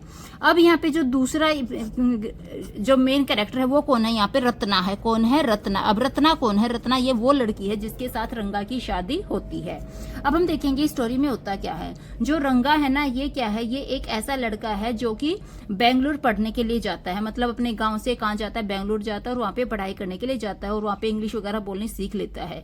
अब जब ये वापस आता है तो सारे गांव वाले वहां पे आते हैं और देखते हैं कि कहीं रंगा में क्या क्या चेंज आए हैं, मतलब वो देखना चाहते हैं कि रंगा में क्या चेंज आया कि वो बाहर पढ़ने गया था, दूसरी सिटी में गया था, तो सब आते तो देखते हैं कि रंगा जैसा दिखाई देता था वैसा ही है, वो सबको इज्जत दे रहा है, मतलब सबकी रिस्पेक्ट कर रहा है, सबसे अच्छे से बात कर रहा है। इट मीन्स दैट उसमें कोई डिफरेंस नहीं है, वो बहुत अच्छा है, पढ़ के आया है, लेकिन उसमें सारी की सारी चीजें वही है। अब दूसरा यहाँ पे जो रंगा है वो क्या है, ब्राह्मण है। तो एक लेडी रंगा के पास आती है और उसकी चेस्ट पे हाथ लगाती है, तो देखती है कि जो ब्राह्मण लोग जो एक धागा पहनते हैं ना, वो उसका वहीं पे था। तो वो सोचती है कि जो वो धागा होता है वो उसने पहना हुआ है, मतलब उसने अपने जो संस्कार है उसको नहीं छोड़ा है। तो सब खुश हो जाते हैं। अब यहाँ पे क्या होता है, जो हमारे नरेटर होते हैं ना वो भी आते हैं, वो रंगा से बात करते हैं। तो रंगा उनको क्या करते हैं, विश करते हैं, मतलब नमस्ते वगैरह होती है। तो यहाँ पे जो हमारे नरेटर वो उनको क्या आशीर्वाद देते हैं, जब रंगा उनको नमस्ते करता है तो क्या आशीर्वाद देते हैं कि तुम्हारी शादी जल्दी से हो। अब जो रंगा है ये क्या है, नरेटर को बहुत अच्छा लगता है, तो ये क्या करता है, जो नरेटर वो रंगा से मिलना जुलना शुरू कर देता है। अब रंगा एक बार क्या होता है, नरेटर के घर आता है, तो नरेटर क्या करता है, एक जो लड़की होती है रत्ना, वो क्या चाहता है, रत्ना की शादी रंगा से हो जाए। तो रत्ना को अपने घर पहले ही बुला लेता है, और जो रत्ना है वो क्या कर रही होती, गाना गा रही होती जब रंगा वहां पे आता है। अब रंगा क्या था, रंगा एक ऐसा लड़का था, वो शादी नहीं करना चाहता था। क्यों नहीं करना चाहता था, क्योंकि उसको लगता था कि अगर वो शादी करेगा और लड़की को वो, मतलब उसको लड़की या लड़की को वो अच्छा नहीं लगा, वो एक दूसरे को समझ नहीं पाए, तो जिंदगी खराब हो जाएगी। तो रंगा चाहता था कि अगर वो शादी करेगा तो ऐसी लड़की से शादी करेगा जो मैच्योर होगी, जो समझदार होगी। ऐसी लड़की से शादी नहीं करेगा जो कि बिल्कुल क्या होगी, सुंदर होगी। जैसे कि हम कहते हैं ना, लड़की सुंदर है, ये है वो है, लेकिन ये नहीं देखते कि उसमें चीजें क्या है, क्या वो हमें समझ सकती है या नहीं समझ सकती। हम बस क्या करते हैं, शक्ल सूरत पे जाते हैं और रिश्ते पक्के कर देते हैं। तो इसीलिए रंगा क्या कहता है कि अगर उसे मैच्योर लड़की नहीं मिलती तो शादी नहीं करेगा। लेकिन जो हमारे नरेटर हैं वो रत्ना को घर पर इसीलिए बुलाते हैं क्योंकि वो चाहते हैं कि रंगा की शादी रत्ना से हो। अब जब नरेटर वहां पे रत्ना को बुलाते हैं तो रत्ना वहां पे गाना गा रही होती है, तभी वहां पे रंगा आ जाता है। तो जब रंगा उसका गाना सुनता है तो उसे बहुत अच्छा लगता है। अब वो रत्ना को पसंद भी करने लग जाता है, लेकिन जो रंगा है वो उसको क्या कहता है कि रत्ना की तो शादी हो रखी है, तो रंगा को बहुत बुरा लगता है। लेकिन अब जो हमारे क्या है नरेटर है वो चाहते हैं कि रंगा इस बात को एक्सेप्ट कर ले कि जो वो रंगा है वो किसको पसंद करता है, रत्ना को पसंद करता है, उससे शादी करना चाहता है। अब ये क्या करते हैं, रंगा से बार बार पूछते हैं कि क्या बात है, तुम ऐसे परेशान क्यों रह रहे हो, खुश क्यों नहीं हो, क्या रीजन है, क्या है, क्या तुम्हें बुखार है, क्या तुम बीमार हो या कोई और बात है। तो फिर ये मना कर देता है। तो वे कहते हैं कि लगता है किसी लड़की की बात है। तो रंगा कहता है ऐसी कोई बात नहीं। तो फिर क्या करता है, जो हमारा नरेटर होता है ना वो रंगा को लेके एक शास्त्री के पास जाता है, और ये शास्त्री वही है जिसके साथ हमारे नरेटर ने क्या है बातें की है कि तुम्हें क्या क्या बोलना है। अब ये शास्त्री के पास जाते हैं तो शास्त्री भी उसे क्या कहता है कि जो ये इसकी हरकतें हैं ये किस लिए है, क्योंकि इसको कोई लड़की पसंद है, लड़की के कारण ये ऐसी ऐसी हरकतें कर रहा है। अब रंगा को विश्वास होने लगता है कि कैसे शास्त्री ने उसकी सारी बातें बता दी। लेकिन जो नरेटर है वो क्या है धीरे धीरे हंसते रहते हैं, क्योंकि वो तो क्या है एक प्लानिंग के थ्रू ये सारी चीजें बता रहे थे। अब रंगा क्या करता है, अब नरेटर रंगा को लेके जाते हैं, तो रास्ते में वो लड़की होती है रत्ना, जिसको देख के रंगा क्या है वहां पे रुक जाते हैं, क्योंकि रंगा को उसको वो अच्छी लगती थी। अब वहां पे नरेटर उसको बताते हैं कि जो रत्ना उसकी कोई शादी नहीं हुई। तो रंगा खुश हो जाता है और रंगा और रत्ना की शादी हो जाती है। और फिर क्या दिखाते हैं कि 3 साल बाद का टाइम दिखाते हैं, जिसमें उनका एक बेटा हो रखा होता है जो कि 3 साल का हो गया है। अब इस बेटे का नाम वो क्या करते हैं, जो रंगा और रत्ना है वो श्यामा रखते हैं। तो इस तरह से स्टोरी खत्म होती है।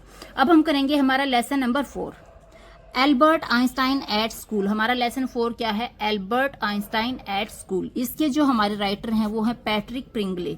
पैट्रिक प्रिंगले। यहाँ पे जो कैरेक्टर है वो कौन है, एल्बर्ट आइंस्टाइन है। फिर यहाँ पे अगला जो कैरेक्टर है वो है यूरी। यूरी कौन है, एल्बर्ट आइंस्टाइन का फ्रेंड है। कौन है, एल्बर्ट आइंस्टाइन का फ्रेंड है यूरी। फिर यहाँ पे मिस्टर ब्राउन है, मिस्टर ब्राउन है। अब क्या होता है, जो एल्बर्ट आइंस्टाइन है ये बहुत ज्यादा इंटेलिजेंट है, मैथ वगैरह इनको अच्छे से आता है, लेकिन इनको अपना स्कूल बिल्कुल भी अच्छा नहीं लगता। क्यों नहीं लगता, क्योंकि जो स्कूल है वहां पे क्या है वही रटी रटाई बातें बताई जाती हैं, जो चीजों पे रट्टाफिकेशन कराया जाता है, समझाया नहीं जाता। मतलब क्या है, ये जो चीजें बिल्कुल भी अच्छी नहीं लगती कि जो टीचर है वो जो बच्चे क्वेश्चन पूछते हैं तो टीचर को अच्छा नहीं लगता। वो चाहते हैं कि जो उन्होंने बोला ना बच्चे सेम टू सेम बस वही याद करे, वही बातें करे, एक्स्ट्रा बातें ना करे। इस चीज को लेके जो एल्बर्ट आइंस्टाइन है वो क्या करते रहते हैं, हमेशा क्वेश्चनिंग करते रहते हैं कि नहीं बच्चों को सिखाना चाहिए, थिंकिंग पावर बढ़ानी चाहिए, उनको क्वेश्चनिंग करने देनी चाहिए। इस तरह से यहाँ पे क्या होती है, बातें होती है। अब ये टीचर को अच्छा नहीं लगता, हेडमास्टर को भी अच्छा नहीं लगता। तो वो चाहते हैं कि जो एल्बर्ट आइंस्टाइन है वो स्कूल को छोड़ दे, नहीं तो वो उसको खुद स्कूल से निकाल देंगे। अब ऐसी सिचुएशन आती है तो यूरी भी क्या कहता है, अपने दोस्त एल्बर्ट आइंस्टाइन को कहता है कि तुम्हें स्कूल को छोड़ देना चाहिए। अब आप ये लगा लो कि स्कूल से उसको निकाल दिया गया, या फिर ये कह लो कि एल्बर्ट आइंस्टाइन ने स्कूल को छोड़ दिया, तो फिर वो वहां से चले जाते और बड़े होके क्या होते हैं, एक साइंटिस्ट बन जाते हैं। इस तरह से ये हमारी स्टोरी होती है। अब है हमारा नेक्स्ट लेसन जो कि है मदर्स डे। कौन सा है, मदर्स डे। इसके जो हमारे राइटर हैं वो कौन हैं, वो हैं हमारे जे.बी. प्रिस्टले। मदर्स डे के जो हमारे राइटर हैं वो कौन है, जे.बी. प्रिस्टले हैं। अब यहाँ पे कौन होता है, जो कैरेक्टर हमारे हैं ये कौन है, मिसिस पियर्सन। कौन है यहाँ पे, मिसिस पियर्सन है। फिर यहाँ पे डोरिस है, सिरिल है और जॉर्ज पियर्सन है। कौन कौन है यहाँ पे मेन कैरेक्टर, मिसिस पियर्सन है, डोरिस है, सिरिल है और जॉर्ज पियर्सन है। और एक जो लास्ट मेन कैरेक्टर है वो है मिसिस फिजर्ड। कौन है, मिसिस फिजर्ड। अब ये क्या स्टोरी है कि जो मिसिस पियर्सन है और जो मिसिस फिजर्ड है ये दोनों क्या होती हैं, बेस्ट फ्रेंड होती है, मतलब ये बहुत अच्छी दोस्त होती हैं। मिसिस पियर्सन क्या है, ये एक ऐसी लेडी है जो अपनी फैमिली की बहुत केयर करती है, प्यार करती है, उनका हर एक काम करती है। लेकिन जो मिसिस फिजर्ड है, एक तो उनको क्या है, जादू आता है। क्या आता है, मतलब इनको मिरेकल करना आता है, जादू करना आता है। दूसरा ये क्या है, ये इस टाइप की लेडी है जो कि मतलब जैसे आप कह सकते हो, मतलब ये स्मोकिंग वगैरह भी करती है, ड्रिंकिंग वगैरह भी करती हैं। प्लस में ये क्या है, ओपन माइंडेड है, किसी को जो भी जवाब देना हो तो सामने से देती हैं। तो हम ये कह सकते हैं कि जैसे हमारा आज का समाज है ना, ये दिखाता है कि ये तो पढ़े लिखे अपने आप को क्या दिखाते हैं कि हम तो ओपन माइंडेड है, कुछ भी कर सकते हैं, कहीं भी आ जा सकते हैं। तो ये इस टाइप की लेडी होती है। और जो मिसिस पियर्सन है ये किस टाइप की है, जो घर परिवार की केयर में लगी रहती है, चाहे घर वाले अच्छा करे चाहे बुरा करे, बट वो हमेशा उन्हीं के लिए सोचती समझती रहती है। खुद चाहे वो रोते रहे लेकिन वो कुछ नहीं कहती। तो ये दोनों इनके कैरेक्टर होते हैं। अब जो डोरिस होते हैं, जो सीरियल होते हैं, ये कौन होते हैं, मिसिस पियर्सन के बच्चे होते हैं। और जो जॉर्ज पियर्सन है ये इनके हस्बैंड होते हैं। तो जो इनके हस्बैंड होते हैं ये भी, और जो डोरिस और सीरियल है यानी कि जो बच्चे हैं किसके, मिसिस पियर्सन के, ये अपनी मदर के साथ बिल्कुल भी अच्छा बर्ताव नहीं करते, बस उससे काम करवाते हैं। अगर वो कुछ कहे तो उल्टा सीधा जवाब देते हैं, मतलब वो बिल्कुल ही क्या है, उनकी रिस्पेक्ट नहीं करते। अब जो मिसिस फिजर्ड है, इनको ये जो लोग हैं, इनके बच्चे हैं और इनके इसके जो हस्बैंड है मिसिस पियर्सन के, वो इस मिसिस फिजर्ड को बिल्कुल पसंद नहीं करते, क्योंकि उनको लगता है कि ये क्या है, एक अच्छी औरत नहीं है। लेकिन क्या होता है, जो मिसिस फिजर्ड है उनको ये अच्छी बात नहीं लगती कि जो मिसिस पियर्सन है उसकी फैमिली उसकी बिल्कुल भी रिस्पेक्ट नहीं करती। तो एक दिन जो मिसिस फिजर्ड है मिसिस पियर्सन के साथ बातें करती हैं कि ये सब चीजें ठीक नहीं है, तो मिसिस पियर्सन भी कहती है मुझे अच्छा नहीं लगता कि जो मेरे साथ ये इस तरह से अनरिस्पेक्टफुल बातें करते हैं, लेकिन मैं क्या करूँ, ये मेरी फैमिली है। तो जो मिसिस फिजर्ड है वो क्या कहती है कि मेरे पास एक प्लान है कि मैं इनको सीधा कर सकती हूँ और ये आपकी मतलब एज ए मदर तुम्हारी क्या करेंगे, बहुत ज्यादा रिस्पेक्ट करेंगे। तो मिसिस पियर्सन क्या कहती है कि ठीक है, मैं चाहती हूँ कि ऐसा पूछो कि ये मुझे भी रिस्पेक्ट दें। तो जो मिसिस फिजर्ड है ये क्या कर सकती, मिरेकल कर सकती, जादू कर सकती। तो क्या करती हैं, इनकी सोल को, मतलब अपनी खुद की सोल को तो मिसिस पियर्सन के अंदर डाल देती हैं, और जो मिसिस पियर्सन की सोल होती है उसको खुद के अंदर डाल लेती हैं। अब क्या होता है, मिसिस पियर्सन तो क्या बन गई, मिसिस फिजर्ड बन गई, क्योंकि उनकी सोल चेंज हो चुकी है। और जो मिसिस फिजर्ड है वो मिसिस पियर्सन बन गई। तो अब जो मिसिस फिजर्ड है वो तो चली जाती है, मिसिस पियर्सन रह जाती है, लेकिन उसके अंदर किसकी सोल है, मिसिस फिजर्ड की सोल है। अब जैसी सोल होगी एक्टिविटी तो वैसी ही होंगी। तो जो मिसिस फिजर्ड है वो क्या करती है, डोरिस को, सीरियल को, जॉर्ज पियर्सन के साथ इनको क्या है, इनको बदतमीजी से बात करती है। और जब ये इसके साथ कुछ उल्टा सीधा करते हैं तो उसको रोक देती है कि मैं इतना ही काम करूंगी, मैं सारा दिन तुम्हें सर्व नहीं करूंगी, तुम्हारी बदतमीजी नहीं झेलूंगी, तुम ऐसा नहीं करोगे, वैसा नहीं करोगे। तो ये क्या है, इस तरह से उनको सीधा कर देते हैं कि अब वो लोग क्या करते हैं, अपनी मदर को रिस्पेक्ट करने लगते हैं। तो जब मिसिस फिजर्ड को ये लगता है कि अब वो लोग क्या है, मिसिस पियर्सन की इज्जत कर रहे हैं, तो वो क्या करते हैं, वे दोनों आपस में दोबारा से सोल को क्या करते हैं, चेंज कर लेते हैं। अब मिसिस पियर्सन पियर्सन बन जाती है और फिजर्ड फिजर्ड बन जाती है। और अब उसकी जो फैमिली है वो भी सीधी हो चुकी है, क्योंकि वो उन्हें नहीं पता था कि ये सब क्या हो रहा है। उन्हें लगता है कि मिसिस पियर्सन में ही इतने चेंज आ गए हैं कि वो इस तरह से बातें कर रही है। अब पूरी फैमिली क्या करती है, मिसिस पियर्सन को रिस्पेक्ट करना शुरू कर देती है। तो ये थी स्टोरी। अब हम देखेंगे नेक्स्ट लेसन। अब नेक्स्ट लेसन क्या है, the Ghat of the only word. The Ghat of the only word. इसमें हमारे जो राइटर हैं वो कौन है, वो हैं हमारे Amitabh Ghosh. The Ghat of the only word के जो हमारे राइटर हैं वो कौन है, अमिताभ घोष हैं। अब यहाँ पे जो हमारे कैरेक्टर हैं वो कौन है, तो यहाँ पे कौन है, आगा शाहिद अली हैं। कौन है, आगा शाहिद अली हैं और हमारे अमिताभ घोष जी हैं। कौन है, दो कैरेक्टर हैं, एक तो हमारे है आगा शाहिद अली और दूसरे कौन है, हमारे अमिताभ घोष यानी कि हमारे नरेटर। अभी इसमें क्या होता है, इस लेसन में क्या होता है कि जो हमारे क्या है, ये एक संस्मरण है। मतलब हम क्या कह सकते हैं कि ये जो लेसन है ना, ये एक लेसन नहीं है, ये क्या है, एक मेमोयर है। मतलब एक छोटा सा संस्मरण है जिसमें क्या चीजों के बारे में बताया गया है कि किस तरह से साहस जो होता है, जो मतलब जो क्रेज है, ह्यूमर है, लव है, पोएट्री है, पॉजिटिव एटीट्यूड है, इन सब के बारे में यहाँ पे दिखाया गया है। इसमें जो हमारे क्या है, जो आगा शाहिद अली होते हैं, ये नहीं क्या होता, कैंसर होता, मतलब ये बीमार होते हैं, लेकिन कैंसर होने के बावजूद भी ये हमेशा ही क्या रहते हैं, खुश रहते हैं, दूसरों से लव करते हैं, दूसरों की केयर करते हैं। मतलब इस बात पे कोई भी फर्क नहीं पड़ता कि वो बीमार है, उनके साथ आगे जाके बहुत कुछ होने वाला है। वो हर चीज को दूर रखते हैं, बस अपनी लाइफ को अच्छे से, बिल्कुल जिंदगी को क्या है, एक ढंग से जीते हैं, बिल्कुल भी परेशानी ये नहीं रहते। तो इस स्टोरी में हमें यही दिखाया जाता है। इसी चीज पे हमें क्या है, इसी चीज पे हमें बताया जाता है कि जो हमारा एटीट्यूड है वो पॉजिटिव होना चाहिए। लाइफ में आज या कल कभी भी कुछ भी हो सकता है, चाहे कुछ भी हो भी सकता है और कुछ भी होने भी वाला है। तो हमें क्या करना है, पॉजिटिव माइंड के साथ जीना है। कल क्या होगा उसको छोड़ दो, आज में ही सब कुछ जीना है। तो ये जो स्टोरी होती है, ये क्या है, कश्मीर की स्टोरी होती है। जो आगा शाहिद अली खान है, ये क्या है, ये कश्मीर से रिलेटेड होते हैं। अब हम करेंगे हमारा नेक्स्ट लेसन, जो कि है बर्थ। कौन सा है, बर्थ। इसके जो हमारे राइटर हैं वो हैं A.J. क्रोनिन। कौन है, A.J. क्रोनिन। अब यहाँ पे जो मेन कैरेक्टर है वो कौन है, यहाँ पे एंड्रयू मैनसन है। कौन है, एंड्रयू मैनसन है। फिर यहाँ पे जो मॉर्गन है। कौन है, जो मॉर्गन है। फिर यहाँ पे सुजैन मॉर्गन है। अब जो एंड्रयू मैनसन है ये कौन है, यहाँ पे एक डॉक्टर है। जो मॉर्गन है ये क्या है, ये एक यहाँ पे एक जो मॉर्गन और जो सुजैन मॉर्गन, ये एक कपल है। और ये जो सुजैन मॉर्गन है, इनको क्या है, एक बच्चा होने वाला है, मतलब ये प्रेग्नेंट है और इनकी डिलीवरी का टाइम आ चुका है।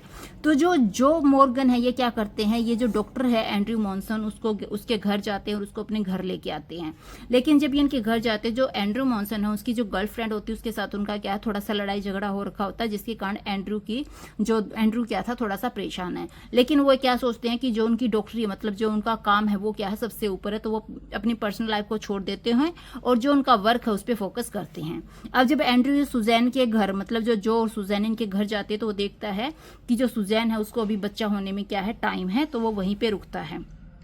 क्यों रुकता है, उसे लगता है कि अगर वो घर जाएगा तो घर जाने तक क्या है, उसको बच्चा होने वाला होगा तो उसको वापस आना पड़ेगा और उसमें सब में क्या होगा, दिक्कतें होंगी। तो वो वहीं पे रुक जाता है। अब वो क्या करता है, वो सारी चीजों का ध्यान रखता है, हर एक चीज का। तो अब वहां पे क्या है, बेबी हो जाता है। लेकिन जो ये बेबी होता है ना, जब ये जन्म लेता है तो जन्म से ही क्या होता है, मरा हुआ होता है। अब एंड्रयू मैनसन को क्या होता है, उसको बहुत बुरा लगता है। उसको लगता है कि वो जिस काम के लिए वो तो सफल नहीं हुआ, क्योंकि बच्चा क्या है, मर गया है। अब वो सोचता है कि ऐसी सिचुएशन भी पहले भी हुई थी, इसमें क्या है, मदर को भी दिक्कत है, उसको मदर को भी वो बचाना चाहता है और जो बच्चा जो कि मरा हुआ दिखाई दे रहा है उसको भी बचाना चाहता है। तो वो क्या करता है, एक ऐसा काम करता है। पहले तो वो क्या करता है, जो वहां पे डॉक्टर के साथ जो नर्स होती है उस नर्स को क्या कहता है कि तुम इस बच्चे को संभालो। पहले तो ये मदर का ट्रीटमेंट करते हैं, मदर ठीक हो जाती है। फिर ये क्या करते हैं, जो बच्चा है जो कि मर चुका है उसको क्या करता है, कभी तो ठंडे पानी में डाल देता है, कभी उसको गर्म पानी में डालता है, कभी ठंडे में कभी गर्म में, कभी ठंडे में कभी गर्म में। तो बहुत ज्यादा मेहनत करने के बाद अचानक से क्या होता है, जो बच्चा होता है वो क्राई करना स्टार्ट कर देता है। इस तरह से जो जॉन एंड्रयू है ये क्या करते हैं, जो इनकी सर्विस थी, जो काम था उसको पूरा करता है और उनको ठीक कर देता है। मतलब बच्चे का जन्म भी हो जाता है और उसकी मदर को भी ठीक रखता है। अब हम करेंगे नेक्स्ट लेसन। नेक्स्ट लेसन हमारा है lesson number 8, the tale of melon city. The tale of melon city. इसके जो हमारे राइटर हैं वो हैं विक्रम सेठ। कौन है, विक्रम सेठ। यहाँ पर इस लेसन में जो कैरेक्टर हैं वो कौन है, द किंग मतलब राजा हैं। फिर उसके कोर्टियर यहाँ पे दिखाए गए हैं। फिर यहाँ पे क्या है, ये जो राजा है ये क्या है, ये मेलन किंग है। यानी कि इस स्टोरी में क्या है, इस स्टोरी में क्या बताया गया है, जो किंग है ना ये एक ऑर्डर देते हैं कि एक ऐसी आर्क, एक परफेक्ट आर्क क्या की जाए, बिल्ड की जाए, बनाई जाए, जो बहुत सुंदर बहुत अच्छी हो। तो जो ये आर्क है ये बिल्ड तो की जाती है, लेकिन इसको बिल्ड करने में क्या है, इसको अच्छे से बिल्ड नहीं किया जाता, इसलिए क्या है, ये गिर जाती है। और गिरने के कारण वहां पे क्या होता है, एक एक्सीडेंट होता है, एक्सीडेंट में किसी की डेथ हो जाती है। अब यहाँ पे क्या होता है, डेथ हो जाने के कारण क्या होता है, एक दूसरे के ऊपर क्या है, इल्जाम लगाया जाता है कि इसकी गलती के कारण मर गया, वो कहता है उसकी गलती के कारण मर गया। मतलब सब एक दूसरे के ऊपर क्या करते हैं, इल्जाम लगाते हैं। और लास्ट में क्या होता है, जो राजा है ना वो क्या करता है, वो सबको ये कहता है कि भाई इनको हैंग कर दो, लेकिन एक के बाद एक, एक के बाद एक सब क्या होते, बचते चले जाते हैं। और जो लास्ट में राजा होता है वो खुद ही क्या है, इतना मूर्ख है, वो खुद को ही हैंग वहां पे करवा देता है। और राजा के हैंग हो जाने के बाद, मतलब उनकी डेथ हो जाने के बाद क्या होता है, एक और नया राजा बनता है जिसको मेलन किंग कहा जाता है। और ये भी राजा कैसा होता है, ये भी मूर्ख राजा है। तो इस लेसन में जो है वो क्या है, सटायर किया गया है कि जो फुलिश रूलर होते हैं ना, जो मूर्ख राजा होते हैं, उनका जो जस्टिस होता है ना, वो भी क्या होता है, मीनिंगलेस होता है। मतलब वो जो न्याय करते हैं ना, वो न्याय ही क्या होता है, एक तरह से अन्याय होता है। मतलब उसका कोई भी मतलब नहीं निकलता, जो चाहे जैसा चाहे वो क्या कर सकते हैं, रिजल्ट निकाल सकते हैं। मतलब न्याय या अन्याय आप कह सकते हो, कर सकते हैं। तो ये था हमारा last lesson, the tale of melon. अब हम करेंगे क्लास 12th